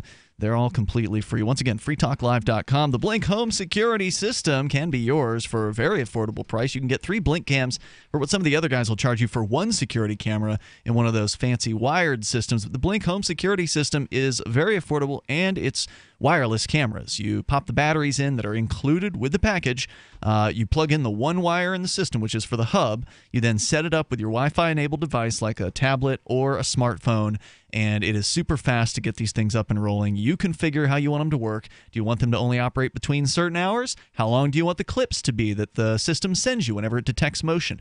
Check it out over at blinkprotect.com/FTL. That's blinkprotect.com/FTL, like Free Talk Live. As we continue, we'll take your calls and thoughts about what you want. Coming up, what's causing the problems with the internet? It might be your local government, not the federal government. Oh, sorry, Johnson. Try that one more time. What a shock. Well, yeah, and you're going to tell us more about it here in moments. But first, we go to Ricky on the line in Pennsylvania. You're on Free Talk Live. That's Hello, the Ricky. Commonwealth of Pennsylvania, brother Ian. There you go. Thank you there, Brother Johnson. You're welcome there, brother. All right. What's on your mind, Ricky? Oh, quickly before I go, Microsoft Edge is doing its job, and thank you for being on top of fixing that. I want to look forward to using those forms. What? Oh, no, with this so-called scary error message. It's just doing its job, that's all. Oh, I don't know anyone who uses Microsoft Edge. I know what you're talking about. That's the name of the browser that Microsoft replaced Internet Explorer with. Isn't that Marc's browser of choice? Marc Edge. Yeah. I've never seen anyone using that browser. You're the only person who's ever even mentioned it since it's come out. I've never even heard another person speak its name since it was released a couple years ago, Ricky. You're such a Microsoft fanboy. I use a Windows phone. Of course I use that browser. But let's get past I keep picking them and you keep missing them. Go ahead. Right. Now, first of all, before I get the opportunity to talk to Will C. about a few things, I think getting to know him We don't have a few things tonight, Ricky. You got to pick one thing. That's all we got time for from you. All right, one thing. Then I'll pick the important thing. Yes, you know, please. I mean, I'm all right. Now, I will say I'm very big on personal rights and various other things, certain constitutional rights and things. Now, you know, I mean, one of the things, I've got my new gun coming. I'm going to be picking up tomorrow morning, in fact. And to celebrate, I'm actually going to strap it onto my hip and ride home with it on the bus. And see, I can do that now. See, a minor achievement. I don't talk much about what I do. I know you asked me yourself, what have I done for liberty or whatever? I don't think I've ever asked you that. Well, you're not a libertarian. You supported Hillary Clinton. Hey, now, come on. She's a Dixiecrat. She's a Dixiecrat. Now, that being said. Pay attention to me, boy. I'm not just talking to hear my head roar. Well, here's the problem, Ian. I mean, when it comes to rights, I mean, people don't know the power they have. Now, here in Pennsylvania, we have the separation of the state and the Commonwealth. We have a lot of power as a result in the people. See, could have fooled me. Well, here, this might fool you. If that were true, then why are people leaving Pennsylvania and moving to New Hampshire? Those are who are libertarians. Chris Reitman, our Thursday night co-host, Daryl W. Perry, our Thursday night co-host, both of those gentlemen lived in Pennsylvania, and they did not choose to continue living there. Well, here's something I bet you can't do in New Hampshire, but you can in Monroe County now, thanks to Ricky from the Commonwealth. Check this one out. What? Well, I'll tell you what I utilized to achieve it. I utilized... Achieve what? Carrying a firearm on the public buses in the county. Now, yeah, I'm pretty sure that's not banned anywhere in New Hampshire. Thank you for the call tonight. The toll-free number is 855-450-FREE like freedom. The only place you can't carry a gun in New Hampshire would be on private property where it's prohibited. So if some private property owner says they don't want guns, well, you can't carry a gun there. And then as far as government buildings are concerned, you can't carry a gun behind security in a courthouse or in a jail. And I think that's about it. So anyway, there you go. Toll-free number here tonight, if you want to join us, is 855-450-FREE like freedom. Let's continue here. For those of you just tuning in, the news that we shared with you at the very beginning of the show about Jodie and Marc Emery fined $195,000 each, 2 years probation from the court system there in the Toronto court system for running unauthorized, illegal marijuana dispensaries. You see, the government says they're going to make marijuana legal for recreational purposes up in Canada. However, some of their Canadian governments want to be the exclusive distributor of this new product. Well, an old product, but newly legal product. In Ontario, for instance, the marijuana, according to cbc.ca, will be sold by the provincial government in a series of dedicated stores, similar to how it sells liquor. The prosecution read out an agreed statement of facts on Monday that showed the substantial amount of cash earned at the numerous dispensaries. Quote, Marc and Jodie Emery had established a sophisticated franchise model with the goal of operating dispensaries across Canada. In fact, what they had done, for listeners that weren't tuned in earlier, they literally threw the doors open on a series of dispensary locations. These aren't medical dispensaries. They were just selling cannabis to, I think, anybody over the age of 21 or 18, whichever one. But so-called legal adults were able to come in there, trade cash for cannabis, and walk out the door. And that was all they were doing. They did it in multiple locations. I mean, you want to talk about a ballsy civil disobedience campaign? I mean, the civil disobedience we're used to here in New Hampshire is somebody going to smoke pot in public. Right. These people spent, I don't know, what would it cost to open half a dozen stores in the city of Montreal and another half a dozen in Toronto? That's got to be a few $100,000. They spent that kind of money. Staffing, locations, rent, all the things they had to spend to actually open these locations. I mean, it would have been ballsy to just do it in one store, in one city, but they did like a dozen stores, coordinated grand opening, and then the cops ended up coming in and raiding the places. Anyway, according to Crown Attorney Kieran Gill, she said the police began Project Gator in 2016 to look into cannabis culture, the marijuana brand operated by the Emerys that moved into the burgeoning dispensary business. The prosecution said it was able to piece together the vast sums of money involved after police raided various cannabis culture locations across the country, along with raids at the company's headquarters in Vancouver. They found tens of thousands of documents, said Gill, from contracts to receipts. Yeah, that's because they were doing everything out in the open. They were doing everything, up front, having marijuana being purchased. Oh, my God, a business had receipts. Yeah. Oh, my God, people were actually buying marijuana. Imagine that. The prosecution said they found these documents. First, franchisees had to pay Cannabis Culture a $25,000 franchise fee plus a $3,000 monthly fee. Marijuana and cannabis products, from weed to edibles to merchandise, had to be procured by the franchisee. Their marijuana is obtained illicitly, she told the court. Franchisees also had to pay 6% to 10% royalties on total sales to Cannabis Culture. According to the court's testimony, Gill provided a court snapshot of the money changing hands. A Cannabis Culture dispensary in downtown Toronto, owned by Emery and Christopher Goodwin, was sending $20,000 to $45,000 in weekly royalties alone. Think about that for a moment. They were charging royalties of 6 to 10%. And if this one location was sending $20,000 to $45,000 per week, if $45,000 was 10% of that weekly store's sales, you're talking about $500,000 in marijuana sold in 1 week's time at one storefront. Wow. Incredible. The couple's arrest at Toronto Pearson Airport in March was followed by the coordinated raids in several cities of the pot shops that were associated with them. The Cannabis Culture brand was used at one point by a chain of 19 marijuana dispensaries in British Columbia, Ontario, and Quebec, but the number of stores had dwindled to 8, according to their website. 3 other people arrested in March also pleaded guilty to drug-related counts. And now the Emerys are facing $195,000 in fines. Jodie, on her Facebook profile, says, quote, "I don't know how I'm going to afford $195,000 for the fine I had to accept. It's an impossible amount, a crippling cost." And we'll continue here in moments. What was her other option? This is Free Talk Live. If your dog has shedding, dry skin, excessive scratching, I would recommend Dynavite. Order a 90-day supply of Dynavite for your dog this week. We'll send you a bottle of Super Mega Fish Oil free. Packed with omega-3, DHA, and EPA fatty acids. Super Mega is great for your dog's immune system, healthy skin, and soft, shiny fur. Try Super Omega Fish Oil. Free this week at Dynavite.com. Just feed your dog right. Use Dynavite. Dynavite for life. DINOVITE.com. I've said it many times on air, and I'll say it here. The New Hampshire Liberty Alliance is one of the most important organizations for freedom in the world. New Hampshire is ground zero for freedom, and the NHLA is the best organization at promoting effective liberty activism. This ad is sponsored by Free Talk Live, and I, Marc Edge, am a lifetime member because I believe in the NHLA. Please check them out at nhliberty.org. Not everyone can move right now, but you can support the cause. Donate top cryptocurrencies or old-fashioned U.S. dollars, nhliberty.org. Visit their website and see what they're all about, nhliberty.org.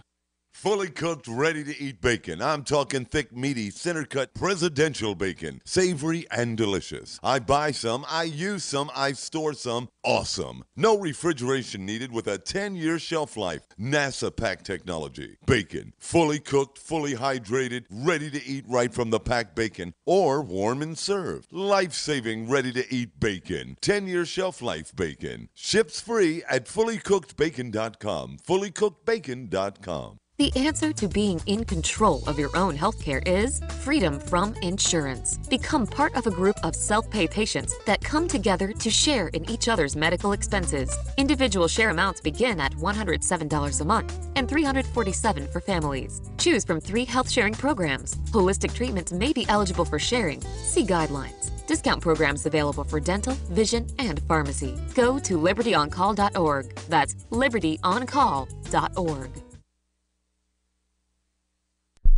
Is spreading the message of liberty, cryptocurrency, and peace around the globe worth $2 per month to you? As you may already know, in addition to our internet feed, LRN.FM broadcasts on free-to-air satellite across North and Central America, as well as Sub-Saharan Africa. And we've been available on satellite for free 24/7 since 2010. The LRN.FM free-to-air satellite signal is reaching some of the most oppressive regimes in the world, and there's no doubt our ideas are making an impact. You can learn more about the channel's impact by watching the 3-minute video at fund.lrn.fm. If you'd like to help free minds globally with our ideas of liberty, cryptocurrency, and peace, you can donate as little as $2 per month via fund.lrn.fm. You can help us continue and expand our satellite broadcast to multiple continents. Visit fund.lrn.fm today, and thank you for your help. Don't forget to share the link on social media. That's fund.lrn.fm. The 3 most important things you can do for Free Talk Live are: 1, share 1 episode a week on Facebook or in some other social networking site. 2, buy the things you buy online through shop.freetalklive.com. 3, give $5 a month to the AMP program. It's my firm belief that Free Talk Live's AMP program is the best use of your charitable dollar among liberty-oriented organizations. Support all the organizations you love, but make sure you give $5 a month to AMP at amp.freetalklive.com. Radio is the most personal of mediums. I exist right now in your head. If you listen to Free Talk Live regularly, you know me. Free Talk Live is on more than 160 radio stations around the U.S. and has been downloaded on every continent around the world. Hundreds of thousands of listeners with ad packages from $600 a month to $6,000 a month. Imagine what we can do for your business, project, website, or idea. Email me, Marc at freetalklive.com. You can sign up to receive the latest about the Liberty Radio Network via our email updates at updates.lrn.fm. That's updates.lrn.fm.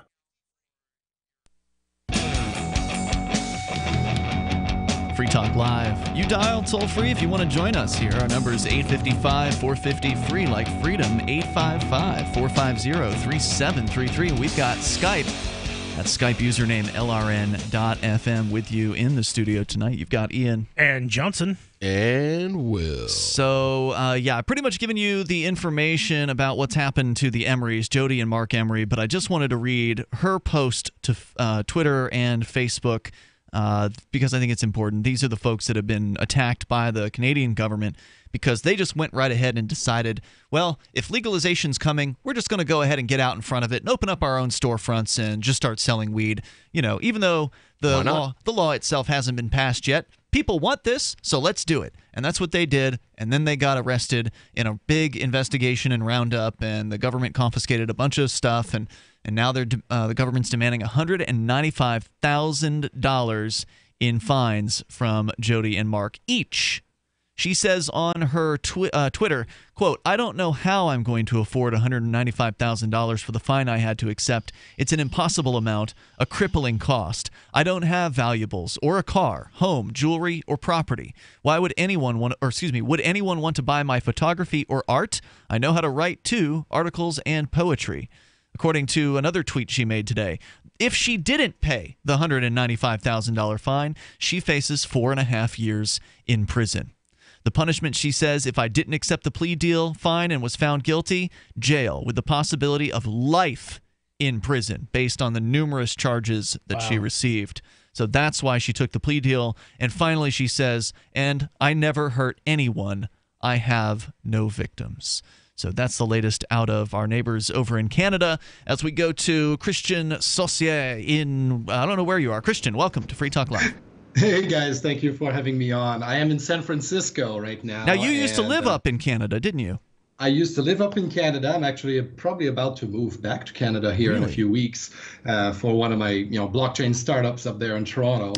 But I was up there in Montreal last Christmas visiting family and friends, and I couldn't believe it. The courage and the heroism of Marc, Emery, and Jodie. Their businesses were just opening up in Montreal last Christmas season. So I was just there visiting, and my girlfriend and I, we've been living in the U.S. now for a while. In California, a lot of this is readily available. Right. I still recommend you get it, not through the legal channels, because then you end up on all sorts of lists. But whatever, right? So in Canada, Marc Emery has been fighting that fight since he was selling seeds decades ago. So he's always been a hero. And last Christmas, there we are, and we walk into a legal dispensary in Montreal. And of course, they can't sell to us because we're not residents and we don't have all the IDs and the medical tests and all that. Right. But one of the girls at the counter mentions that there's this group opening illegal cannabis stores in Montreal that day. That day was the day they were opening up, right? Yep. And my girlfriend and I were like, oh, let's go check it out, right? So we go out there, and sure enough, right, there's lines of people. If you wonder whether people want this, go look at the lines of people sitting wrapped out around the block. Yeah, I saw some of those photos. It was incredible. Minus 20 degrees or whatever. It was cold as very cold. And yeah, these people were waiting to go buy cannabis. They were paying. You had to show an ID, I believe. If you showed an ID showing you're 18 years or older, you could give them cash and it would give you, cannabis. And people loved it. And of course, the next day, the news is the police cracked down on it and put everybody in jail, confiscate the whole, equipment. I'm not sure where they sold it. I'm sure they didn't trash it. But, so there it is, right? A hero of the people who deliver obviously what people want, because there's lines around the corner. And not only is he getting fined right now, but he's changed the mind of the population around cannabis over decades in Canada of activism. And now you look at how Canada is, quote unquote, legalizing cannabis, and they're giving it all to the provinces. And you look at Ontario, for example, the largest economic province in Canada. And Ontario is going to sell legal cannabis through its liquor license board of Ontario, whatever it's called, right? The government company. And so there's a guy who's dedicated his life at building businesses, risking everything, jail time, fines, and everything. And the government now is getting in front of the parade saying, oh, no, cannabis should be legal, but we should sell it. Forget that guy who spent the last 2-3 decades changing the mind of an entire population. We're going to make money now off of his work, and we're going to fine him and jail him and all sorts of things. Sad. It's such a disgrace. It's a disgrace. They're such good people, too. It's government. I mean, basically, that sounds exactly like what you should expect from government, regardless of if it's red, white, and blue, or black, yellow, and red, or Sierra Leone, or South Africa, Israel, Saudi. Just a difference in degrees. For real. That's all it is. And as Michael Dean would remind us, right, if you think cannabis is bad and guns are good, the same thing will happen to your guns in a year or whatever in the near future, right? What they do to cannabis, control, they can apply to any control at that point. Right. And if you believe in freedom, you got to support freedom for people who might be doing things you don't agree with. And so whether that's the gun people supporting the freedom of the weed smokers or vice versa, we need to support everybody's freedom to live their life how they want. Christian, best of luck on your trip back to Canada. We'll hope to see you back here in New Hampshire one of these days. Thank you so much. Thanks for the call tonight. So the toll-free number here, I totally agree with everything he said about the Emerys. Just they're really good folks. I had the pleasure of meeting Jodie one year while Marc was still in prison. She actually came to the Free State Project's Liberty Forum. So it was nice to finally get to meet her after years of having the both of them call Free Talk Live. And hopefully we'll get to hear from them someday. I've been striking out at trying to get them on the show.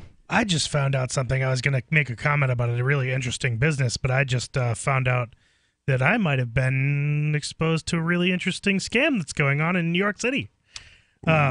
Yeah, so you were there the other day. I was there recently at the beginning of the month. Yeah, and I went down there, and one of the things that I thought was really interesting, and I was told by the people in this business because I went over to talk to them because I thought it was really interesting.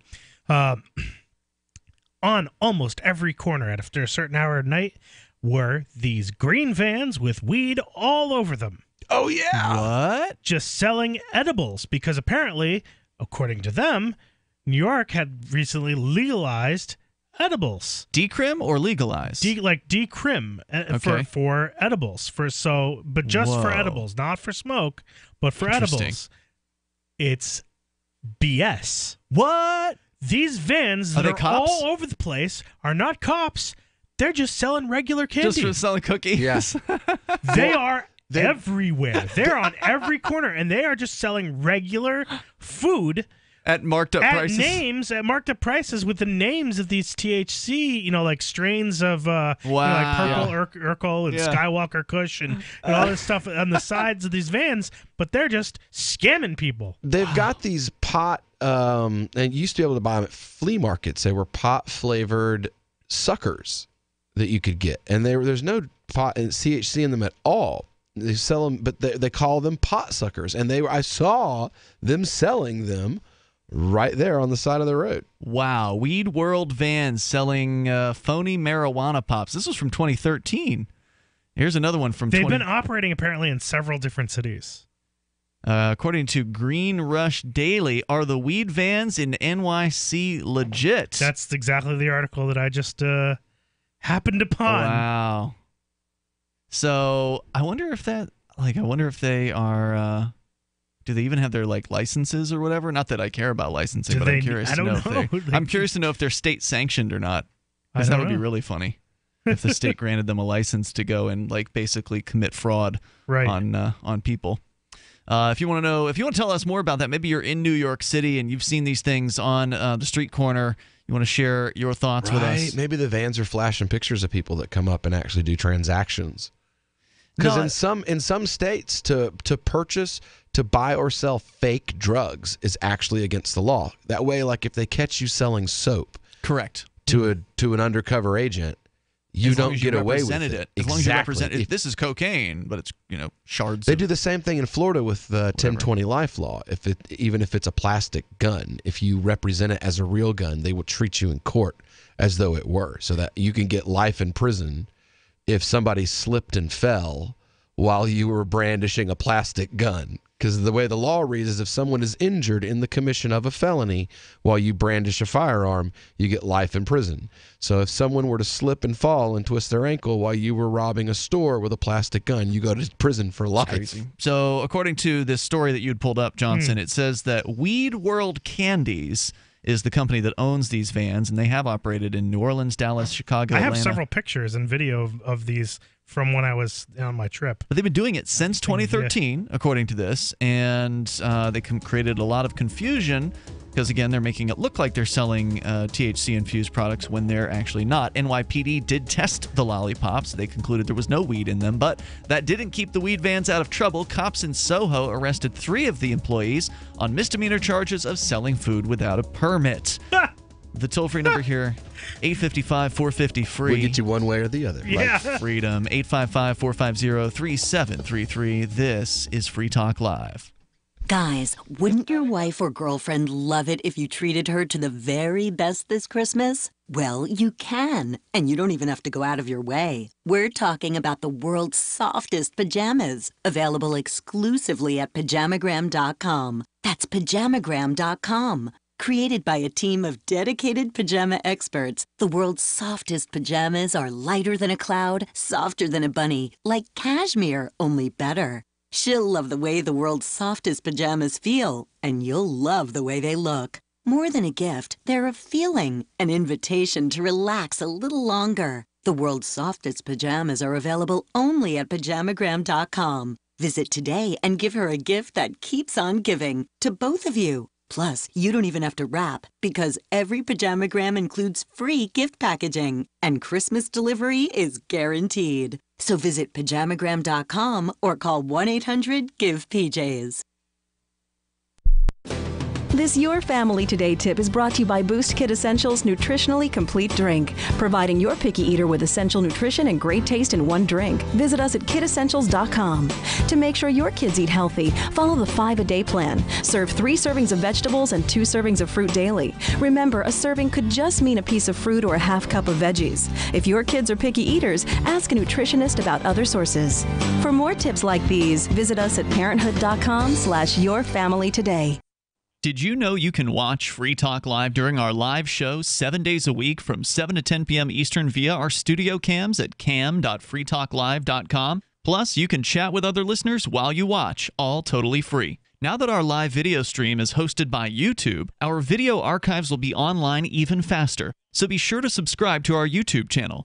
Listen, watch, and chat all free at cam.freetalklive.com. That's cam.freetalklive.com. You're listening to the live edition of Free Talk Live. Hour number 3 is next after the news here on the Liberty Radio Network at LRN.FM. From Keene in the Shire, the Liberty Media capital of the world, this is Daryl W. Perry, host of FPP Radio News for Tuesday, December 19th, 2017. Silver is trading at $16.15 per ounce. Gold is valued at $1,262 per ounce. Bitcoin is trading at 6.7 cents, and the average price of Bitcoin is $18,227. Antiwar.com reports back in early May, a series of cyber attacks were carried out with the WannaCry ransomware, hitting a number of countries and doing considerable damage. At the time, officials noted some common code with the Lazarus Group, which officials had previously blamed on North Korea. This was enough at the time to insinuate North Korea was behind WannaCry, though researchers warned it was well short of proof, and that copying snippets of code is not uncommon among unrelated hacker groups. The latest reports, however, suggest the U.S. government is going to formally accuse North Korea of the attacks very soon. It does not appear that there is any actual new evidence, but the CIA has endorsed the dubious previous evidence recently, which seems to have given the accusation a new lease on life. What the point of this blame will be remains uncertain, other than piling on amid rising tensions with North Korea. If anything, it may serve to close the book on the hacking incident, which may appeal to U.S. officials since the so-called Lazarus Group code was in great measure implementations of NSA-discovered exploits, even though the White House has insisted this definitely was not the NSA's fault. When you hear the word lobbyist, you probably think about greedy corporations, but not all lobbyists are the same. Some are fighting for the freedoms you hold dear. Liberty Lobby LLC is doing just that in New Hampshire, working hard to represent you, not some special interest group. You can help by going to libertylobby.info, where your contribution will give us the tools we need to ensure that your voice is heard. Visit libertylobby.info today to find out more. UPI reports Twitter announced Monday it will increase its vigilance against abusive and threatening users by suspending or banning them from the site. The announcement comes after the social media platform faced months of criticism for not censoring certain people or groups, including white nationalists. Twitter said it will look at the context of the tweets when determining whether a user will be disciplined. Some of the factors it will look at include whether the behavior targets an individual or group, the target of the abuse filed a report, and if the behavior is newsworthy and in the legitimate public interest. Those who tweet threats of violence or wishes for the serious physical harm, death, or disease of an individual or group of people will be disciplined, including those who promote terrorism or affiliate with organizations that promote violence on or off the platform. Twitter began enforcing its new policy Monday by banning Britain First, a far-right anti-Islamic British political party that ran unsuccessfully in local elections in 2014 and has since been deregistered by Britain's Electoral Commission. Britain First used Twitter to share anti-Islamic videos and gained some notoriety in the United States last month when President Donald Trump retweeted several of the group's videos. Social media sites have tightened restrictions on content sharing via its platform in recent months. On Monday, Facebook also announced it would be stricter about spammy posts, such as those that ask for likes, shares, or comments. For over 40 years, Roberts & Roberts Brokerage has been a trusted source for buying and selling precious metals like gold and silver. And as a Bitcoin-preferred business, Roberts & Roberts Brokerage has removed the minimum purchase amount for all orders paid in the digital currency. Call Roberts & Roberts Brokerage today for knowledgeable advice on buying and selling precious metals and a forward-thinking approach to new technologies. 800-874-9760 or visit online at rrbi.co. Reuters reports an Amtrak train derailed on Monday during its inaugural run on a faster route from Seattle, Washington to Portland, Oregon, sending passenger cars tumbling from a bridge onto a major highway, killing at least 3 people and injuring about 100 others. Washington State Patrol spokeswoman Brooke Bova said 13 of the train's 14 cars jumped the tracks near the town of DuPont, Washington. Officials said 77 passengers and 7 crew were aboard. 5 vehicles and 2 trucks were involved in the accident, and the highway was littered with fragments of the bridge and tree branches. Authorities said some motorists were injured, but none died. Several hours after the 7:34 a.m. crash, train cars remained dangling from the overpass, with others strewn about Interstate 5, a major West Coast route stretching from the Canadian border to the Mexican border. The derailment occurred on the first day Amtrak trains began using the new inland route between the Washington cities of Tacoma and Olympia, part of a $181 million project to cut travel time. Some of the people aboard escaped by kicking out windows. This has been FPP Radio News. Online at fppradio.com. It's the Onion Radio News. JCPenney abandons its 45-second sale. This is Doyle Redland reporting. Word came today from JCPenney headquarters in Plano, Texas, that the retail giant will discontinue its 45-second sale. The bargain bonanza, in which all JCPenney merchandise is discounted by 60% for 45 seconds starting at 1 p.m. daily, simply wasn't pulling in enough revenue. CEO Alan Questrom. The 45-second sale drew very strong customer response, but regrettably, only a handful of shoppers actually got to capitalize on our fantastic prices due to the horrific injuries they sustained during their stampede to the cashier. Questrom added that plans are in the works to create a longer 2-minute sale intended to give frantic shoppers at least a fighting chance to enjoy incredible store-wide savings. Doyle Redland for the Onion Radio News, online at theonion.com.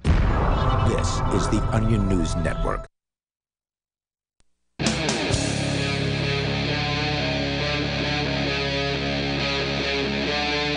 Free Talk Live.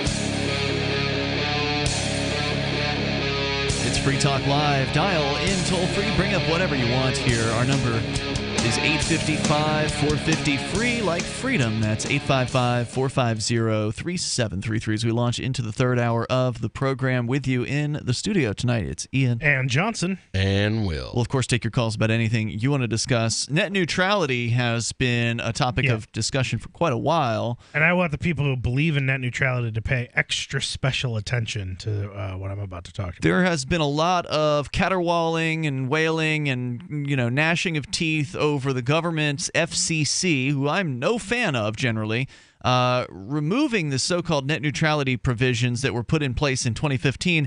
And some people have been acting like this is the end of the internet, as though the internet was somehow in bad shape before net neutrality went into to effect. It's now been ended.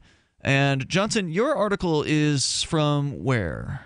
It is from, actually, I'm not sure. Okay, Wired, actually. Wired. I thought it was Wired, Wired. yeah. And it's about how actually local governments are a big hindrance to internet speeds and access. What a surprise. Tell me more about that. Yeah, sure. So despite public, political, and business interest in greater broadband deployment, not every American has high-speed internet access yet, let alone a choice of provider for really fast, high-capacity service. So who's really to blame for strangling broadband competition? While popular arguments focus on supposed monopolists, such as big cable companies, it's government that's really to blame. Right. Here's a hint. Yeah. If there's more than one, it's not a monopoly. So there may be a handful of big cable companies. They may be slow and stupid and bad at customer service, but they're still not monopolies. Anyway, Right. The government, however, qualifies as a monopoly. Yeah. Well, companies can make life harder for their competitors, but strangling the competition takes government. Broadband policy discussions usually revolve around the U.S. government's Federal Communications Commission, yet it's really our local governments and public utilities that impose the most significant barriers to entry. A game of kickbacks. Deploying broadband infrastructure isn't as simple as merely laying wires underground. That's the easy part. The hard part, and the reason it often doesn't happen, is the pre-deployment barriers which local governments and public utilities make unnecessarily expensive and difficult. before building out new licensing, approvals, standing in front of planning boards, asking for permission, paying bribes. I mean, there's a whole process. And then you get to go up against the people in the area who, in a lot of cases, are just uneducated, ignorant, and a great example of this. What's the internet? Well, a great example of this, I'll give you a real-life example from right here in Keene. A few years ago, and I think you were in town at this time, there's a hill. We're in Keene, New Hampshire. It's in a valley. Okay, so there's hills on pretty much every side of Keene. And so on the east side of Keene, there's a hill with a Time Warner head-end tower. And the head end is where Time Warner has satellite dishes pointing at satellites, and they pull down big amounts of programming, and then they sort of transmit that to their cable system in the area. And Time Warner, of course, is willing to rent space on that tower. But Verizon wanted to upgrade their systems to 4G here in Keene at that time, and they wanted to just go ahead and build a whole new tower up on the very same hill where there's already a tower. And there was this big hubbub about it in town. It's like, oh my God, we can't have that. We can't have our view, our perfect, unobstructed view. Wait, there's a tower up there already? Well, we still can't have our view disturbed by this other tower. And these people came out to the city council meeting and argued against the city council allowing a second tower on the hill. Well, this is just a little town, and we can't have buildings more than 5 stories high. That's a regulation in Keene, New Hampshire. Can't have uplighting. You can't have uplighting without special permission. You can beg for it, and then they might give it to you. Oh, I didn't know that. But we can't have another tower on that hill. We can't have affordable 4G communications here and more technology in town. No, we need a pristine, untouched, except for that one tower, a view of the hill. And they won. The tower wasn't allowed to be built. Verizon then just put their 4G antennas up on the Time Warner tower, so we ended up getting 4G, but now we don't have as many potential services because there's only so many antennas and such that you can put on one tower. So that's one example of how kind of this small town mentality can basically destroy progress. Right. So before building out new networks, internet service providers must negotiate with local governments for access to publicly owned rights-of-way, so that they can place their wires above and below both public and private property. ISPs also need pole attachment contracts with public utilities so that they can rent space on utility poles for above-ground wires or in ducts and conduits for wires laid underground. The problem? Local governments and their public utilities charge ISPs far more than these things actually cost. For example, rights-of-way and pole attachment fees can double the cost of network construction. So the real bottleneck isn't incumbent providers of broadband, but incumbent providers of rights-of-way. These incumbents, the real monopolists, also have the final say on whether an ISP can build a network. They determine what hoops an ISP must jump through to get approval. Burinzoka, Matthews. One of the so in New Hampshire, there's this thing called Fast Roads, which is the government subsidized fiber that is run throughout the state. Now, it's not everywhere, but it's on like some of the main state roads. It runs down those places. And just out of curiosity, we're not that far here at the studio. We're like pretty much in the heart of, not quite the heart of downtown Keene, but we're in downtown Keene basically. And so we're not far from these main roads where these fiber connections exist. And I contacted the fiber companies. They said, well, what's it going to cost to run the fiber down the street? And basically they calculate it by the number of poles that it has to run to. Now, it depended on who I talked to, but the price range was like $10,000 to $17,000. Just to run the fiber to this location. And there's compliance costs all factored into that. So you can at least cut that in half, for sure, for the actual I would cost. imagine you can at least cut it in half. So, having to go through all this, to go through all this hoops and approval reduces the potential number of competitors who can profitably deploy service. Sure does. Such as AT&T's Uverse, Google Fiber, and Verizon Fios. The lack of competition makes it easier for local governments and utilities to charge more for rights-of-way and pole attachments. It's a vicious circle, and it's essentially a system of forced kickbacks.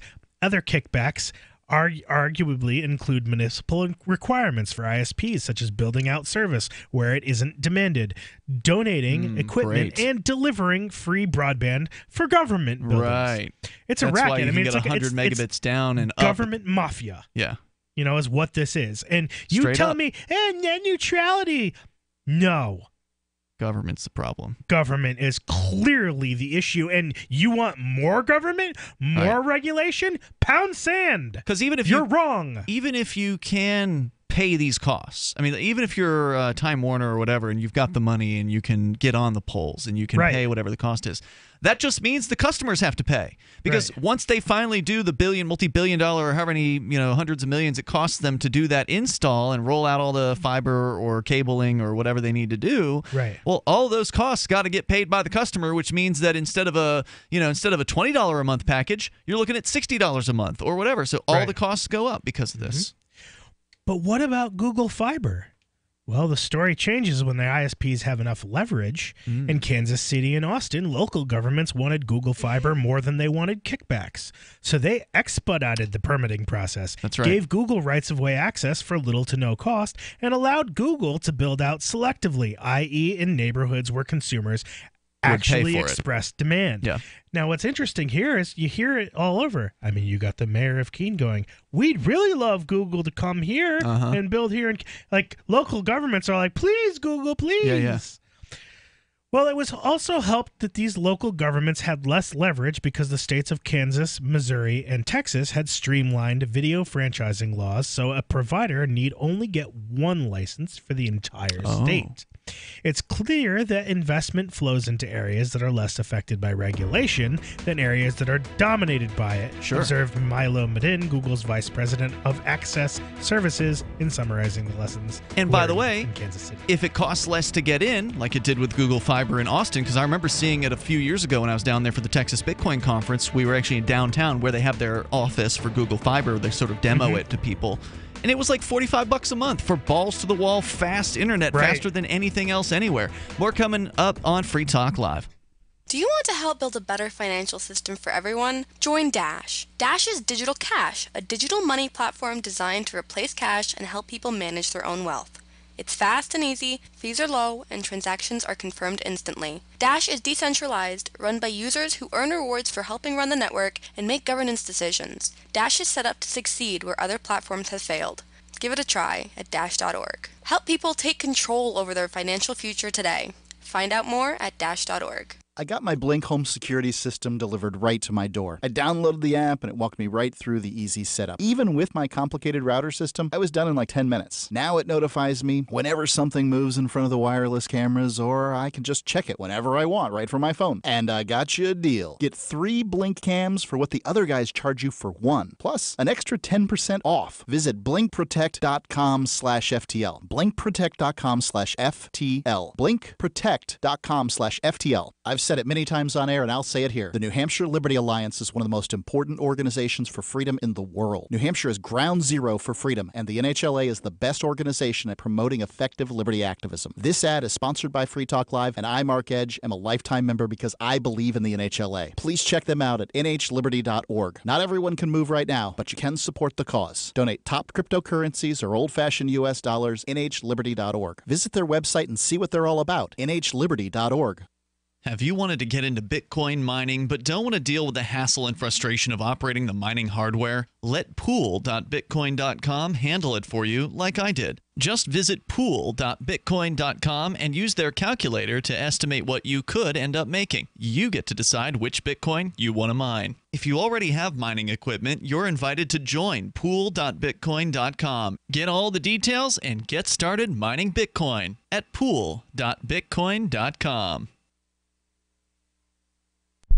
This is the Onion Week in Review. Apparently oblivious of the dismal fiscal climate, local dog Digby is wolfing down kibble as if the United States isn't in a goddamn economic crisis. Sources say the shockingly selfish 4-year-old German Shepherd appears callously unswayed by the constant stream of gloomy market forecasts and continues gorging on brand-name pet foods, milk bones, and table scraps as if the U.S. unemployment rate hasn't been above 8% for the past 3 years. Here we are tightening our belts while this dog scarfs down bowl after bowl like the Dow Jones Industrial Average has gone through the roof or something. You think that he'd think twice since U.S. credit rating's been downgraded, but Digby doesn't give a damn. Ain't that right, Digby? You don't give a flying do you? The Onion solemnly bids farewell to the 22 crew members who perished during the production of today's Week in Review. You will be missed. For more, visit theonion.com/newsbeat. This is the Onion News Network. Did you know we've taken our LRN.FM telephone listen line to a new level with the LRN.FM audio on demand line? Now you can call 712-770-8447 anytime and listen to LRN.FM's live feed. And you can listen to a bunch of our original shows on demand. Long distance fees may apply. Just dial 712-770-8447 and choose from the menu. 712-770-8447. What do you shop for that you could otherwise buy at Amazon? Pretty much everything, right? Amazon has competitive pricing and they deliver, and that's a big plus. If you could plan ahead in your shopping, would you be interested in saving up to 33%? There's a catch. You have to do your shopping in Bitcoin. But imagine those savings. It's like a huge raise. All you have to do is go to saveitpurse.com. We've saved thousands, and you can too. Plan ahead and save. Saveitpurse.com. What's up next? Visit the Liberty Radio Network program guide to find out at shows.lrn.fm. That's shows.lrn.fm.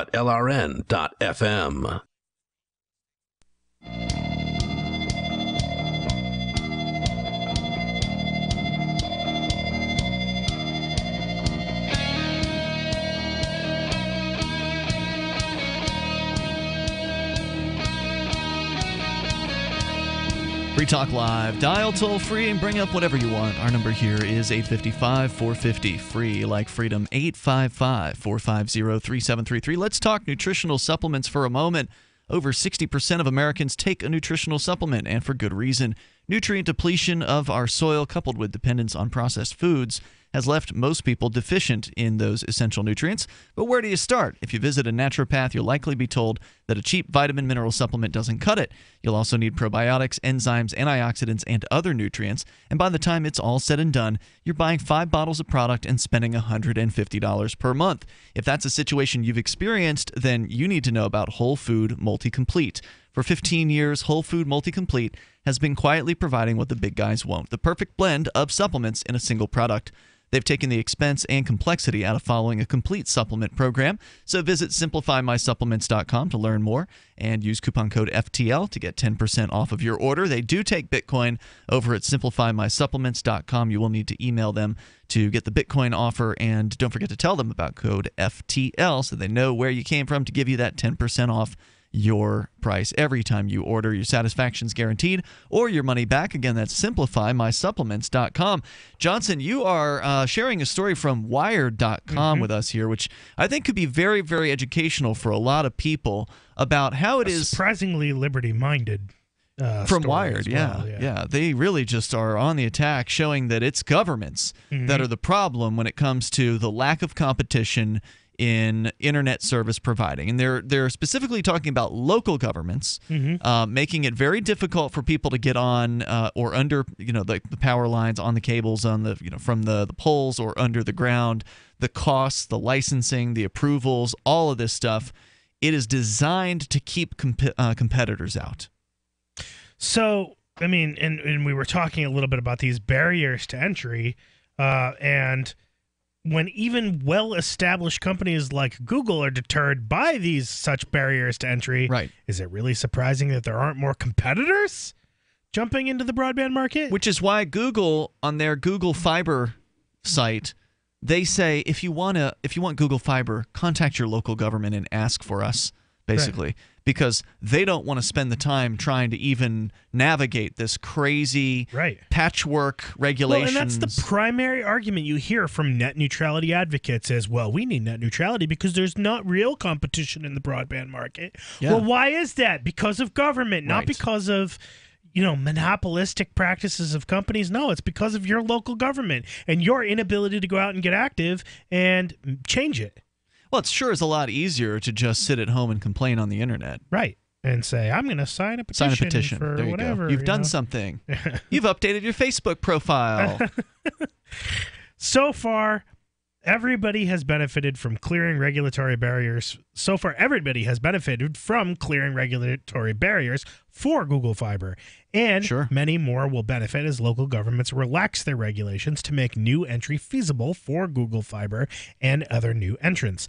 Even if it's just the potential to expand, Google Fiber exerts competitive pressure on cable. Remarkably, cable's sharpest critics don't even mention Google Fiber and other fiber companies in portraying cable as a permanent monopoly. Yeah, I think AT&T and Austin brought their prices down after Google Fiber came into town. Yet, in this seed of success lies the potential for a new competition strangling problem. What if local governments lower barriers for some competitors like Google or their own public utility service, but not others? Local politicians, that sounds like a lawsuit to me. Yeah. Local politicians and regulators could then take credit for new high-speed broadband without giving up the exorbitant fees and other kickbacks they can force incumbent providers to pay today. The real bottleneck isn't incumbent providers of broadband, but incumbent providers of rights-of-way. Yep. But selectively clearing barriers won't let broadband competition flourish either. So what's the solution then? Open access.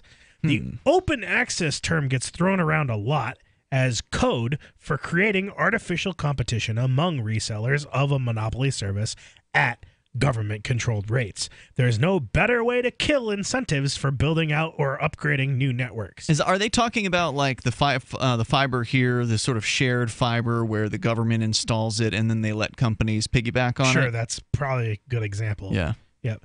But what open access really means is promoting easy, inexpensive, and open access to publicly owned rights of way, because broadband competition can work if localities would just get out of the way.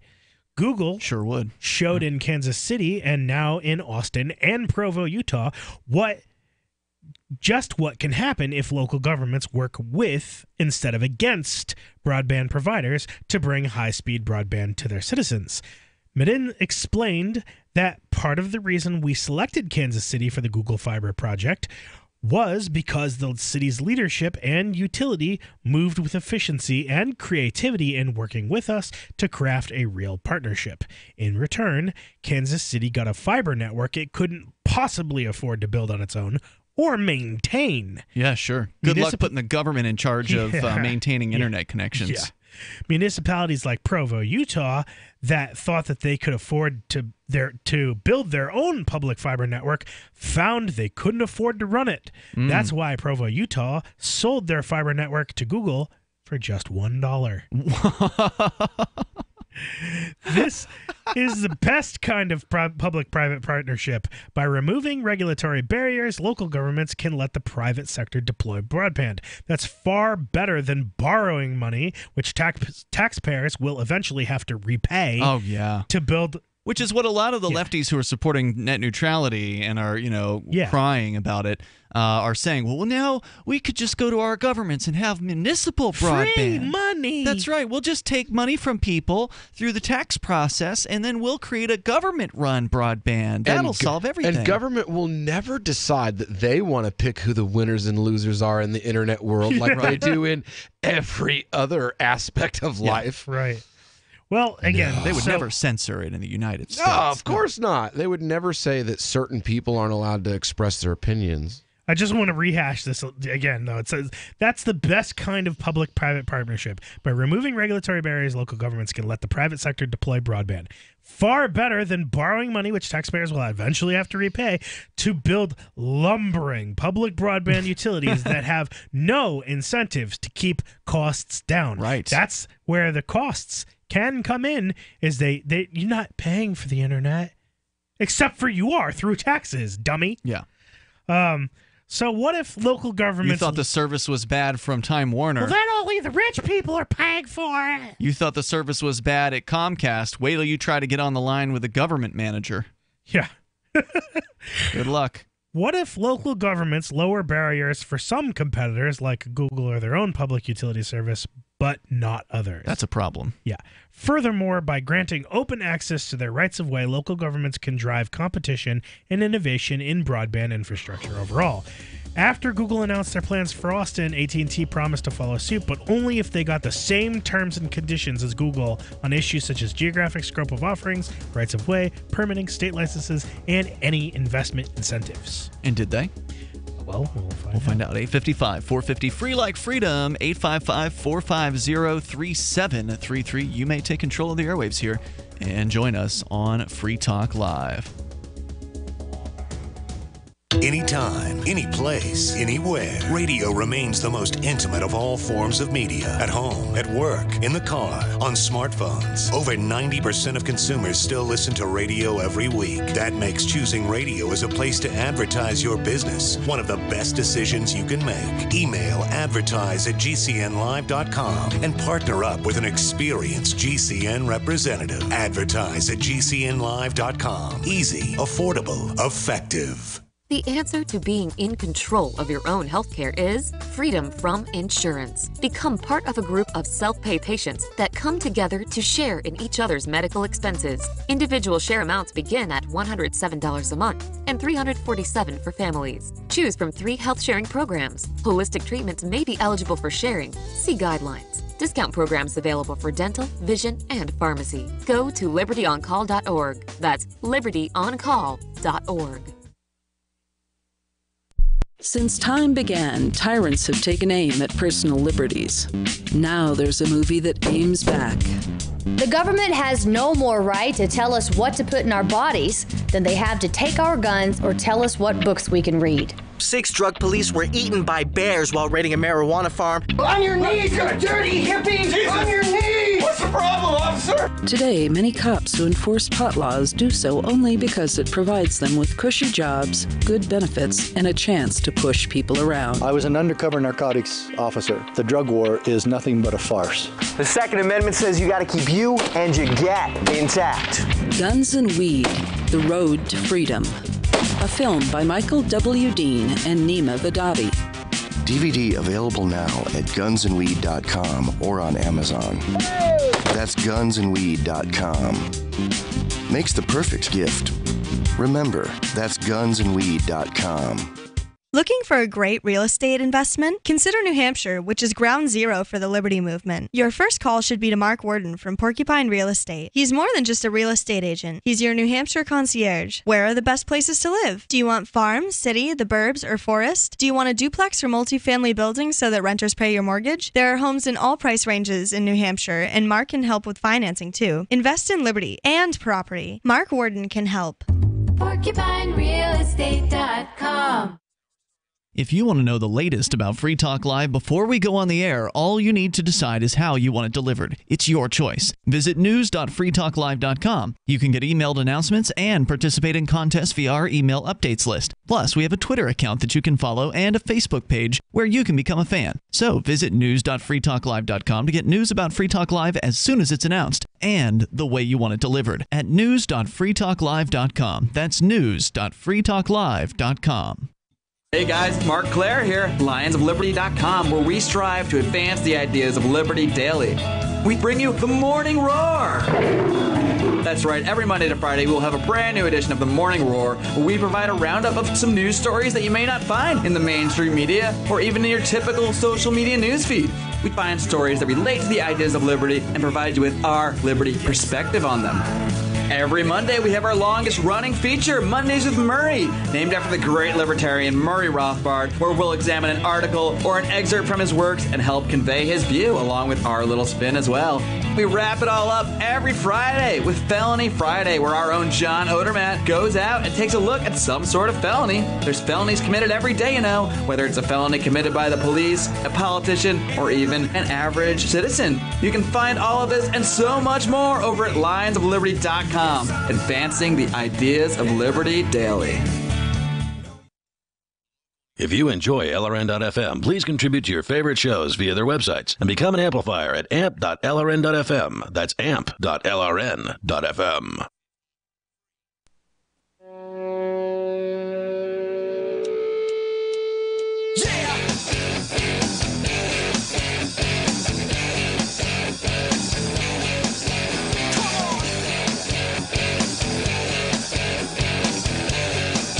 Talk Live. Join us right here The toll-free number is 855-450-FREE like freedom. That's 855-450-3733. As we continue here, you are welcome to join us.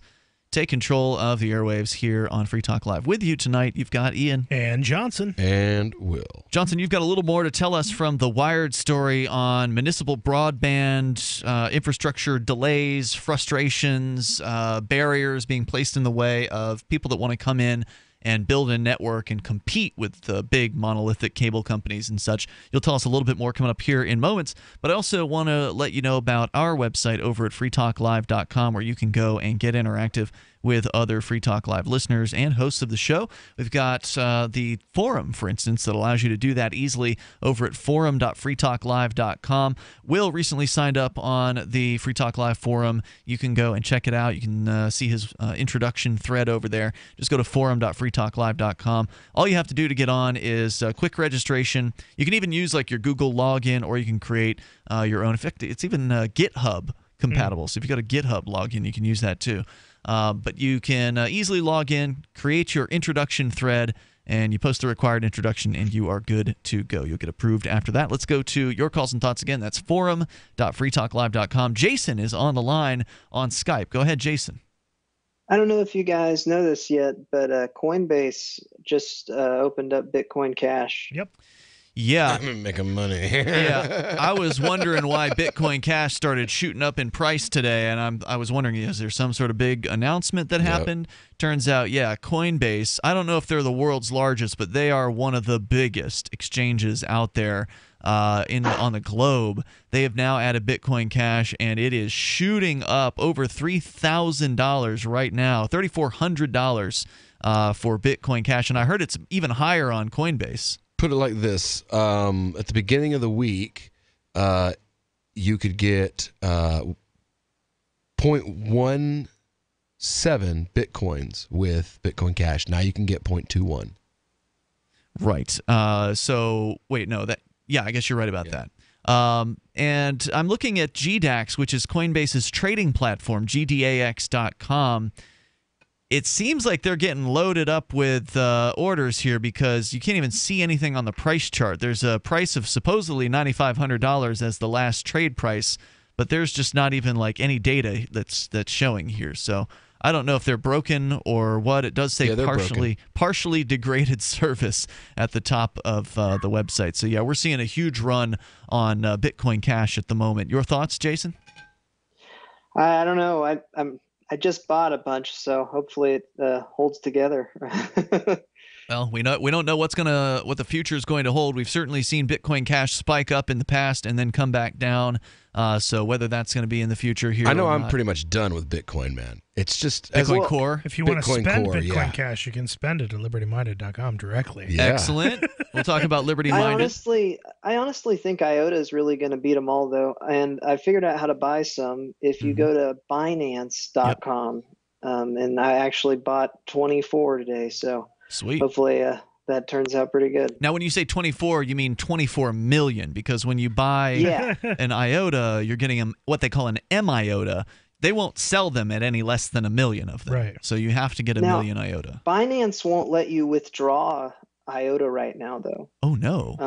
I don't know why it's suspended, and I guess it's been suspended for about 3 months. Whoa! You can buy it, then I would not recommend people do that. Then, if that's true, no, I understand. Now you can withdraw Bitcoin Cash and you can withdraw BTC. In any other digital currency, there isn't an issue with, but IOTA they're having an issue with. Yeah. However, anytime an exchange won't allow you to withdraw, that is usually like a red flag to stay away. I only put $100 into it, but it's just because it's the only place I can buy IOTA anywhere on the internet that I can find. Yeah. Bitfinex will let you buy it, but I can't get. But you can't get on there because they don't allow for U.S. users anymore at Bitfinex, and they weren't always known as a particularly reliable or good trading platform because they. Well, Go ahead. I've heard a lot of good things about Binance. So I know that they're having an issue with IOTA, but they, on their support forum, have replied back and said that it's a bug with IOTA. There's a lot of people that aren't happy about it, but hopefully it gets resolved. Well, I hope so too. I do want to see IOTA being traded out there on more platforms, and it's a shame that it's not available. And maybe that's one of the reasons why the price is high. That there's a limited supply out there, so that could be a factor as well. Jason, any other thoughts you want to share tonight? No. Thanks for the call. I appreciate hearing from you. The toll-free number is 855-450-FREE like freedom. I do have the press release from Coinbase. We could talk about that in a bit, but let's continue with the story. You said we're nearing the finale of the Wired story, Johnson, about how local governments are standing in the way of rollouts of competitors to the big cable companies. It's the government that is prohibiting, and the power companies in a lot of cases. Like around here, the power cables are running on power poles that are provided by the power company, and so they're the ones responsible for those things. And so it's like a combo between the government and the power companies as far as who decides who gets on these poles. Right. So by granting open access to their rights of way, local governments can drive competition and innovation in broadband infrastructure overall. After Google announced their plans for Austin, AT&T promised to follow suit, but only if they got the same terms and conditions as Google on issues such as geographic scope of offerings, rights of way, permitting, state licenses, and any investment incentives. Sounds like a reasonable request. Some called that hypocritical, but the fact remains that we and other broadband providers do need tech-neutral deregulation because broadband providers have repeatedly tried to deploy network infrastructure but gave up when cities and states demanded excessive rights-of-way fees or slowed the approval process to a crawl. Even when ISPs succeeded in building new networks, they were often delayed by lengthy lawsuits. Promoting broadband deployment to all Americans therefore requires that local governments expedite rights-of-way approvals and only charge only to cover the maintenance costs, like cost of digging up a street to lay fiber. Sure. Even the FCC knows this. Recognizing that securing access to publicly owned infrastructure is difficult, time-consuming, and a turnoff to investment, the FCC's 2010 National Broadband Plan called on governments at all levels to ensure that network providers have easier access to poles, conduits, ducts, and rights of way. They obviously have not gotten on. Yeah. Local governments have become used to thinking of rights of way as revenue streams, but they're missing the bigger opportunity. Yet, very little has changed in 3 years due to utility lawsuits, outdated definitions in the Telecommunications Act, uneven deployment of the FCC's pro-competition rules across the 50 United States, and the looming threat of state and local government lawsuits against streamlined rules.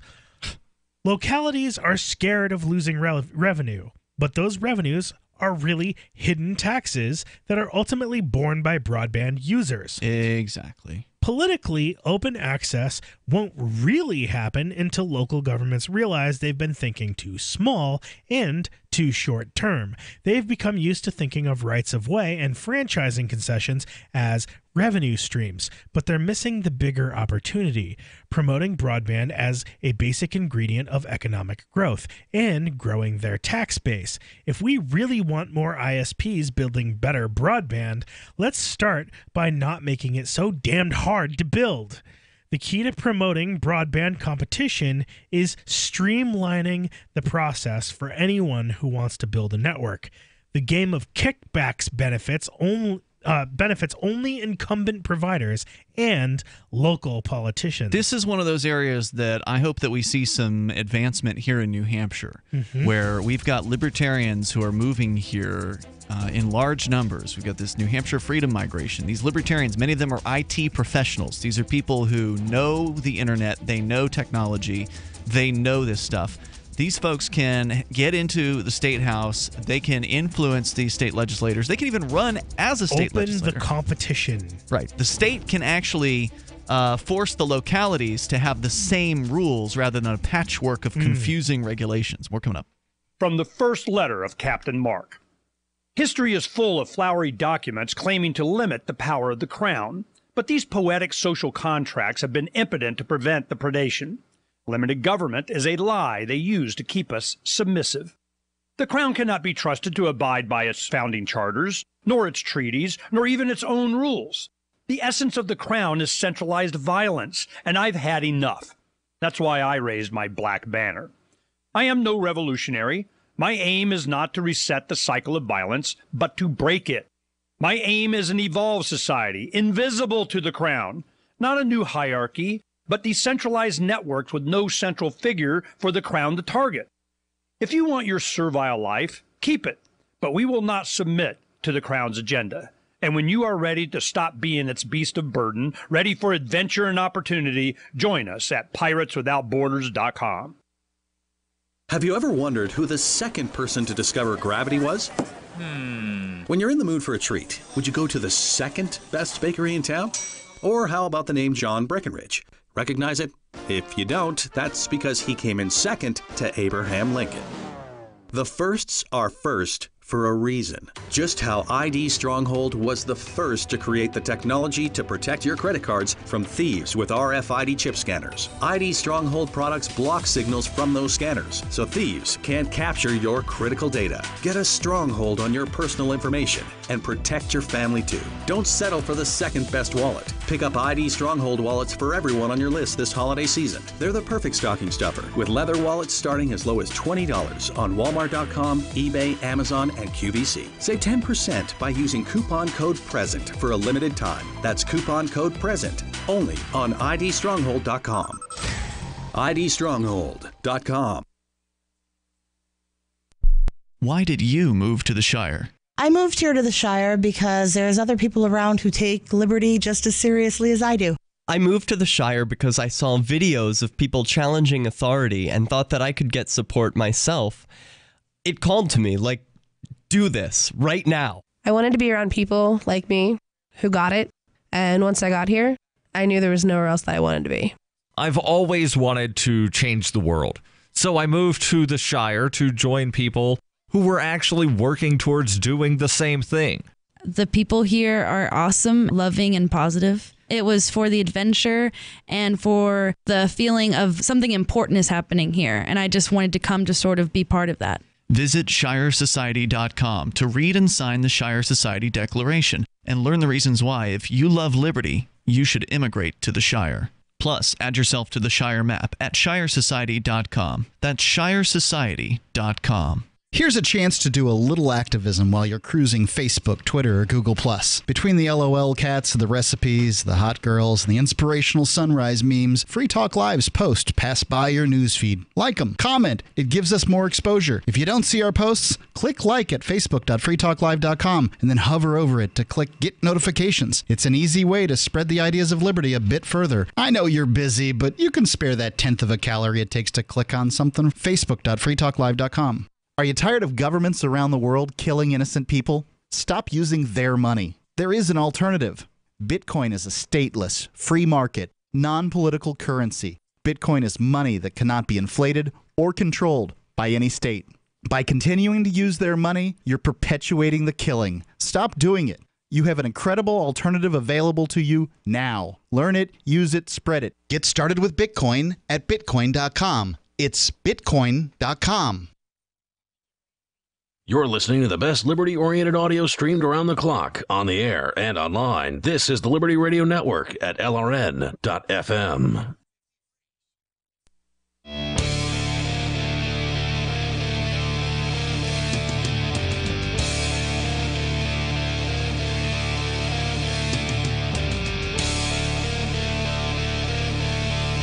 It's Free Talk Live. Moments remain here.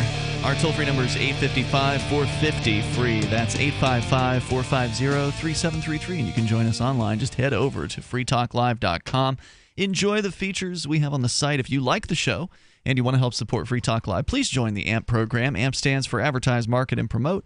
The idea is you send in $5 a month to Free Talk Live, and then we will take that $5 and invest it into Free Talk Live so we can get on more radio stations, market appropriately to those stations to get them to bring us on board based on the fact that we have a good show.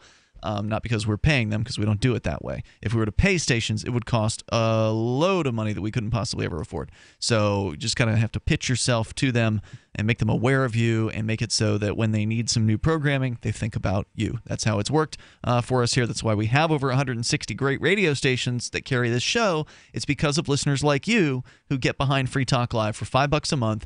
And you can do it with PayPal. You can do it with, if you want, Bitcoin Core. And you can also do it with your credit card. So head over to amp.freetalklive.com to get started and get the list of the perquisites that you'll get access to, like access to the AMP-only call-in lines, the AMP-only Facebook group, the AMP badge for the Free Talk Live forum, and more. Get all the details and get signed up over at amp.freetalklive.com. Let's go to the phones. To the phone, Sarah is in New Mexico. You're on Free Talk Live with Ian Johnson and Will. So the smelly, bad-smelling people are banned from riding the ART, and they're prohibited at the ART bus stops. Wait a minute. You're saying that you've called in before about this ART. It's the federally funded multi-million-dollar rail project that is in Albuquerque. Stands for Albuquerque Rapid Transit. You're saying that now, after taking people's money at the threat of violence, that they're not even letting people that smell bad on the bus? Well, that's the idea. Well, I thought, do you think smokers are considered bad-smelling people? Well, they threw them out at the bus stop, too. So the smokers are bad-smelling people. They got thrown out. And then the other smelling, the non-bathing people and people that have urine or stench on their clothes, they're going to be banned. Wait, you know? They're going to be, or they already are banned? Well, it's going to be fully operating in like 3 more months. The ban is. Some parts of it, they are banned. So what you're saying is, if somebody gets on this bus and the bus driver decides that he can smell them and they are unpleasant smelling, he'll be telling them to turn around and get off the bus? I think that's true. And they're going to be run off at the bus stop. And are you happy about this? Well, the thing about it is it's kind of perplexing, because I'm thinking, are they going to have like a Geiger counter that detects the odor detection, like, count molecules of how much bad offensive odor comes from a person? Like, how are they supposed to detect? How are they going to enforce this? A dog that alerts on you. That's what I'm talking about. How are you supposed to distinguish from like a regular body odor to somebody that's like really, really You're going to have to carry around dog treats in your pocket to pay off the dog bureaucrats. To bribe the dogs. To bribe the doggy bureaucrats. Now, Sarah, I mean, you sound like somebody who is concerned about this issue. You don't seem to really want to have smelly people on the bus, but could you understand how the government runs this bus system? And so, therefore, if they don't let smelly people on the bus, doesn't that mean they're discriminating against them? Yeah, it's kind of like, it's very peculiar, It's an odd circumstance, like you're saying, because I feel like, well, if the homeless people, they have no washing machine, okay, and then they have to carry all their clothes, the reason that they don't choose to be dirty, it's not their fault that they have no shower. They have to wear the same clothes. They got no money for laundry. But then, well, now wait a minute. Let's clarify something here. A lot of people are homeless because they want to be, and if they wanted to, they could go and get a gym membership probably and be regularly showered. If they wanted to spend some of the money that they normally spend on a 6-pack or 24-pack of beer, cigarettes, marijuana, or whatever it is that their vices happen to be, they could spend $20 a month on a gym membership and then easily go into a shower anytime they wanted, pretty much around the clock at a lot of gyms. So I have a fun fact. Well, I mean, we're talking about the spaced out mentally ill people. Yeah, they might get kicked out of the gym. That's true. If they're in there being all crazy, then the gym's probably not going to want them there. Go ahead, Johnson. You had something to add. Singapore Rapid Transit has actually banned the durian. What's that? It is a type of fruit, which I actually... Smells like a dead body. Really awful. But it tastes like cotton candy, like pudding. Really? It tastes terrible. How could it taste good if it smells bad? It's very strange. It tastes... It's very sweet tasting. It tastes like a pudding, almost like a like a rice pudding almost. I would kind of say it tastes like. It's very mushy. Yellow color, right? This is the problem Yes. with durian, is that you smell it and you eat it, and some people have the experience that Johnson has, and then some people have the experience that I have, where, like, to me it tastes like if you took jackfruit and mixed it with the taste, the smell of a dirty foot. If you made that into a taste, it's weird. It's both sweet and oniony at the same time. It's disgusting. It makes you want to cut your tongue out. Sarah, thanks for the call tonight. I appreciate hearing She from loves you. it, of course. She loves it. Well, it's banned on Singapore Rapid Transit. You would not be allowed to durian. have your durian. Okay. You can't even just have the fruit. So even if it's not cut open, Nope, it's still on smells? the sign. You know how those buses banned have the in signs hotels with the all circles over? with the line through them? Yeah. They've got a picture of A the no spiky durian. durian fruit. Wow. No durians. Amazing. So even if it's not cut open, it still smells. Yeah, and they smell like death. Wow. All right, let's go to That's Jeffrey. one of the things. They're very pungent. Jeffrey's in Canada. You're on Free Talk Live. Hello, Jeffrey. Hey, how you going, man? Hey, what's on your mind? Oh, I was just wondering, given all that we've seen going on in Sweden and France, Germany, are you guys still pro-open borders and Islam is the religion of peace? Well, you're talking to an imam, Will. What do you have to say? I've always been open border. Well, I wasn't always open borders until I lived through the immigration system. That was what changed me, not only from being pro border enforcement to into being an anarchist, was living through the $8,000. I'm sorry, so you're a Muslim anarchist, are you? I'm a voluntarist, yeah. Yeah, you're a Muslim anarchist. So you don't believe in Sharia law, even though the Quran explicitly states that that's the life you're supposed to live? Actually, Sharia is not really explicitly mentioned in Quran at all. If you'd actually read. Yeah. Whatever extended books you need to read to blah, blah, blah, blah, blah. Sharia is Islamic law. So you don't believe in Sharia. You're an anarchist. I'm actually not sure not the what. same Yeah, they don't really thing. have. They're not really related to each other. The Sharia actually intones the fact that Why do you there say is no Sharia state. with an Let's give him a accent? chance That to is answer the hilarious. question. I'm just going to put you on hold, Jeffrey. Go ahead, Will. What's Sharia law, and why could an anarchist still follow that law? Well, under Sharia, you're supposed to have a competing court system. So you have, in Sunni Islam, you have multiple orthodox traditions of legal systems, and those courts all exist within the same area, and they're all considered orthodox, and they actually compete with each other. So you have competition in the legal system. Then you also have, outside of the four Sunni schools, you have other schools not Hanbali. You have Ibn Hazm had a school, the Sha'ili school, and then the Shia have their own schools. They have the Jafari school, and they have their own court systems. And then outside of that, you also have the Christian court systems and the Jewish court systems. So each individual group has its own court system, and these groups. You're talking about back in Muhammad's day, right? Yeah, that was the way. Because it's not that way now. No, unfortunately. Yeah. But that's the way it was set up in Medina.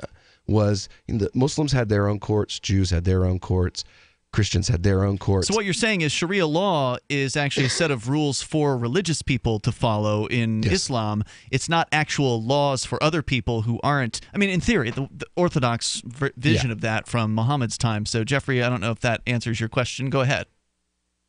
Okay, just to be clear here, so you guys are still shilling hard for Islam, okay? Who's And you guys? I'm an atheist, so I don't know what you're talking about. Yeah, you're talking with also three people extremely here. Fat, mate. I'm looking at you on the cam right now. and I You're don't just a respect jerk. See you later. All right, so he doesn't have anything intelligent to say. Obviously, he's calling people names. That is proof. Fool. You've got nothing intelligent to say. Yeah, you're talking to three different people here. And clearly a One of them's collectivist, too, so stupid. Yeah. One of them's Johnson. He's an atheist. I am a panentheist, and, well, you are the imam. Yeah. the actual Islamic person here on the show tonight. I wish he'd called in earlier and wasn't such a jerk, because I would have loved to have continued that conversation. And Could actually always talk call about, back tomorrow. Yeah, any I'll be old back time. tomorrow. Try being, a little bit more The respectful. new loser caller. Tuesdays and Wednesdays for the next couple of weeks. That's You right. can You're going to be catch on me here. tomorrow. So call And back. Thank you, gentlemen. Check out libertyminded.com for cool Free Talk Live gear and other libertarian t-shirts and apparel. And we'll see you tomorrow night online in the meantime at freetalklive.com. So the protection of life, liberty, and property is what the Free State Project is all about. But it's an effort to move 20,000 people who understand. It's about demonstrating to the entire country that, yeah, we can have a free market, a truly free market. Making it just a freer, great place to live. It's the world's largest voluntarist libertarian community, and it's only getting bigger. That's amazing, to be able to move to a place where other people passionately believe in being free and independent. What the Free State Project is managing to do, though, is to put their money where their mouth is. It's physically getting up across the country and saying, let's go someplace and let's demonstrate the power of these ideas. There's a lot of kind of philosophy that surrounds liberty. There's a lot of thinking about it and talking about it. But here in New Hampshire, people are doing it. 101 Reasons Liberty Lives in New Hampshire, a documentary by Free State Project Early Movers. Watch it free at 101reasonsfilm.com. 101reasonsfilm.com.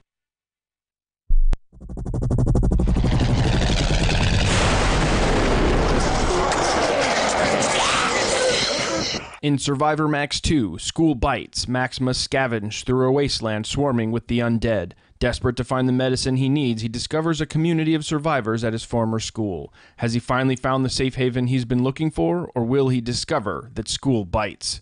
Look for Survivor Max on Facebook, read reviews on Amazon, and read Chapter 1 at survivormax.com.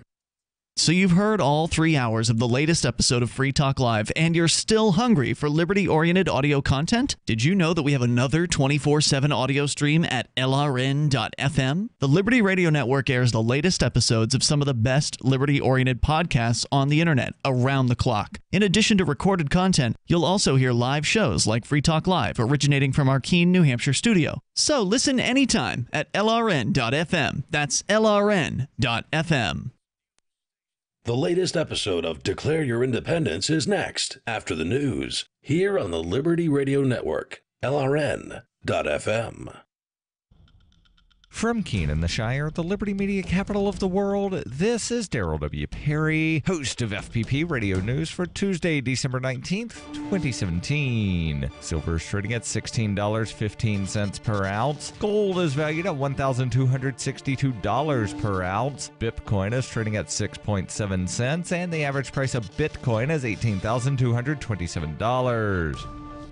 Antiwar.com reports back in early May, a series of cyber attacks were carried out with the WannaCry ransomware, hitting a number of countries and doing considerable damage. At the time, officials noted some common code with the Lazarus Group, which officials had previously blamed on North Korea. This was enough at the time to insinuate North Korea was behind WannaCry, though researchers warned it was well short of proof, and that copying snippets of code is not uncommon among unrelated hacker groups. The latest reports, however, suggest the U.S. government is going to formally accuse North Korea of the attacks very soon. It does not appear that there is any actual new evidence, but the CIA has endorsed the dubious previous evidence recently, which seems to have given the accusation a new lease on life. What the point of this blame will be remains uncertain, other than piling on amid rising tensions with North Korea. If anything, it may serve to close the book on the hacking incident, which may appeal to U.S. officials, since the so-called Lazarus Group code was in great measure implementations of NSA-discovered exploits, even though the White House has insisted this definitely was not the NSA's fault. When you hear the word lobbyist, you probably think about greedy corporations, but not all lobbyists are the same. Some are fighting for the freedoms you hold dear. Liberty Lobby LLC is doing just that in New Hampshire, working hard to represent you, not some special interest group. You can help by going to libertylobby.info, where your contribution will give us the tools we need to ensure that your voice is heard. Visit libertylobby.info today to find out more. UPI reports Twitter announced Monday it will increase its vigilance against abusive and threatening users by suspending or banning them from the site. The announcement comes after the social media platform faced months of criticism for not censoring certain people or groups, including white nationalists. Twitter said it will look at the context of the tweets when determining whether a user will be disciplined. Some of the factors it will look at include whether the behavior targets an individual or group, the target of the abuse filed a report, and if the behavior is newsworthy and in the legitimate public interest. interest. Those who tweet threats of violence or wishes for the serious physical harm, death, or disease of an individual or group of people will be disciplined, including those who promote terrorism or affiliate with organizations that promote violence on or off the platform. Twitter began enforcing its new policy Monday by banning Britain First, a far-right anti-Islamic British political party that ran unsuccessfully in local elections in 2014 and has since been deregistered by Britain's Electoral Commission. Britain First used Twitter to share anti-Islamic videos and gained some notoriety in the United States last month when President Donald Trump retweeted several of the group's videos. Social media sites have tightened restrictions on content sharing via its platform in recent months. On Monday, Facebook also announced it would be stricter about spammy posts, such as those that ask for likes, shares, or comments. For over 40 years, Roberts & Roberts Brokerage has been a trusted source for buying and selling precious metals like gold and silver. And as a Bitcoin-preferred business, Roberts & Roberts Brokerage has removed the minimum purchase amount for all orders paid in the digital currency. Call Roberts & Roberts Brokerage today for knowledgeable advice on buying and selling precious metals and a forward-thinking approach to new technologies. 800-874-9760 or visit online at rrbi.co. Reuters reports an Amtrak train derailed on Monday during its inaugural run on a faster route from Seattle, Washington to Portland, Oregon, sending passenger cars tumbling from a bridge onto a major highway, killing at least 3 people and injuring about 100 others. Washington State Patrol spokeswoman Brooke Bova said 13 of the train's 14 cars jumped the tracks near the town of DuPont, Washington. Officials said 77 passengers and 7 crew were aboard. 5 vehicles and 2 trucks were involved in the accident, and the highway was littered with fragments of the bridge and tree branches. Authorities said some motorists were injured, but none died. Several hours after the 7:34 a.m. crash, train cars remained dangling from the overpass, with others strewn about Interstate 5, a major West Coast route stretching from the Canadian border to the Mexican border. The derailment occurred on the first day Amtrak trains began using the new inland route between the Washington cities of Tacoma and Olympia, part of a $181 million project to cut travel time. Some of the people aboard escaped by kicking out windows. This has been FPP Radio News. Online at fppradio.com.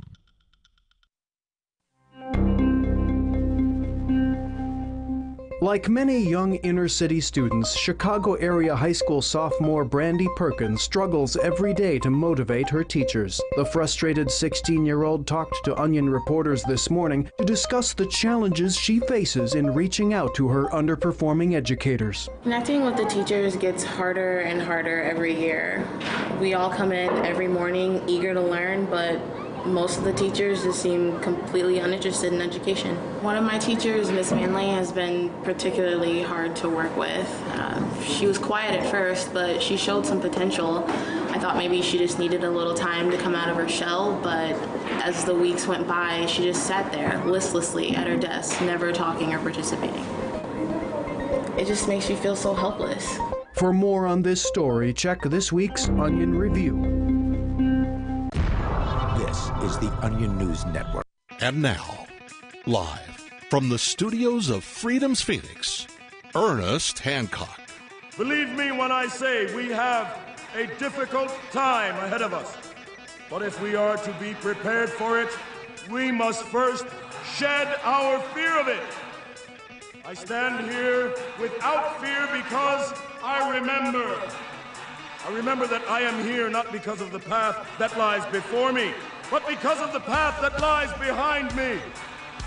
I remember that for 100 years we have fought these machines.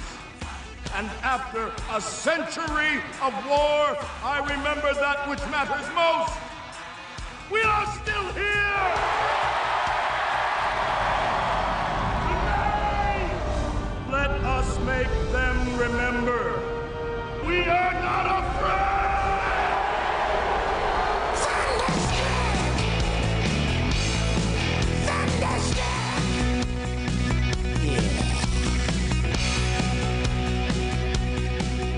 Yeah, no fear, no fear, no fear, no fear, no fear here in the glare of your independence. From me, Ernest Hancock, here in Phoenix, Arizona, from the BEAU studios of Freedoms with an S, Phoenix.com. All right, get up earlier. All right, we have James Otter Grenvig, he's coming on to talk to us about California's wildfires. You know, this has been, now we've had James on before. He's a journalist and an author, has been all over the place, got lots of kudos in different media outlets and such. But we've had him on before, and he's published 3 books. And the one that we were talking about, I think it was Master Manipulator, and it's has to do with environmental problems, you know, and pressures on all of us. Well, certainly in autism, we talked about that. But this is a different subject. The California wildfires is what we're going to be talking about, because the California wildfires is just that it won't go away. You know why? Is there something that we don't know? Is it, you know, somebody? We heard, it's arsonists doing it. Then, you know, it's global warming is blamed for like everything. And then, and he's saying there might be some other things going on. He just wants to make us aware and we be fully informed. Let's go ahead and say hello to James. Good morning, James. Good morning, Ernie. You know, go ahead and I'm glad we got you to talk about this. First, before we get into all the, you know, whys and what furs, tell me what's happening now. Where are we at on the California wildfires? Because, I mean, every time I put on the news on Freedom's Phoenix, we'll have different stories and so on. It's like, you know, entire communities just being wiped off the face of the planet like there was a war or something. Tell us what's going on. It looks like a war. In fact, I wouldn't call the Northern California's wildfires. I'd call that a firestorm. That is crystal clear and something that has nothing to do with global warming, but we can get into details on it later. What's going on in Southern California might be a mix of an actual wildfire along with another firestorm, and I have to go into details of that as well. But that is continuing to burn all over the place. Thomas, up in towards Beverly Hills and areas like that, and it's very strange. Well, you know, say there is a definition of a firestorm. You know, explain to people what that means. Well, the simplest thing for me was I went into Colorado for a vacation this summer, and I drove through the Rockies, and on the way back, I actually drove through a scarred mountain valley that was obviously burned by wildfire about a year ago. I looked at 3 or 4 houses, and the houses were fully intact. Paint was fully on the wall, but they had taken everything out of their houses, put it on the lawn or on the deck to dry out from all the water that was dropped to put out those fires. So that the houses were completely intact. The trees were burned down to toothpicks. There were nothing left of them except they were scarred black. The entire landscape was, you know, unusual, and I used that image in the article I published last month on the firestorm in Northern California. Wildfires burn up to about 1,700 degrees Fahrenheit, and then they top out, and then they actually go down another 300 degrees. And the reason for it is it's not in a contained chamber like a furnace. It's outdoors.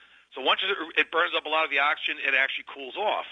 What happened up in Northern California was a firestorm, and it wasn't the winds that started or the thing called dry lightning or anything else like that.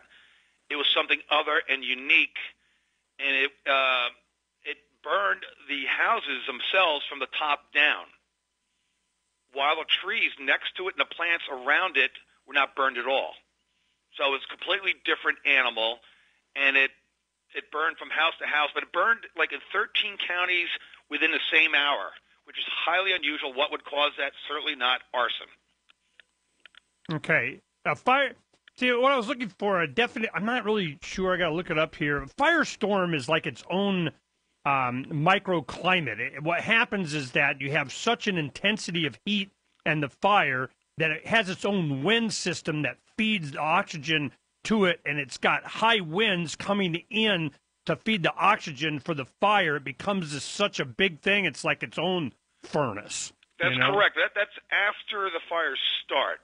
That's number one. So the winds weren't there beforehand. It was very common, in fact, from the people I talked to up in Northern California. So you think of the bombing of Dresden in World War II, where they basically, the Allies dropped every bomb imaginable and wiped out 600,000 people, whatever the number is.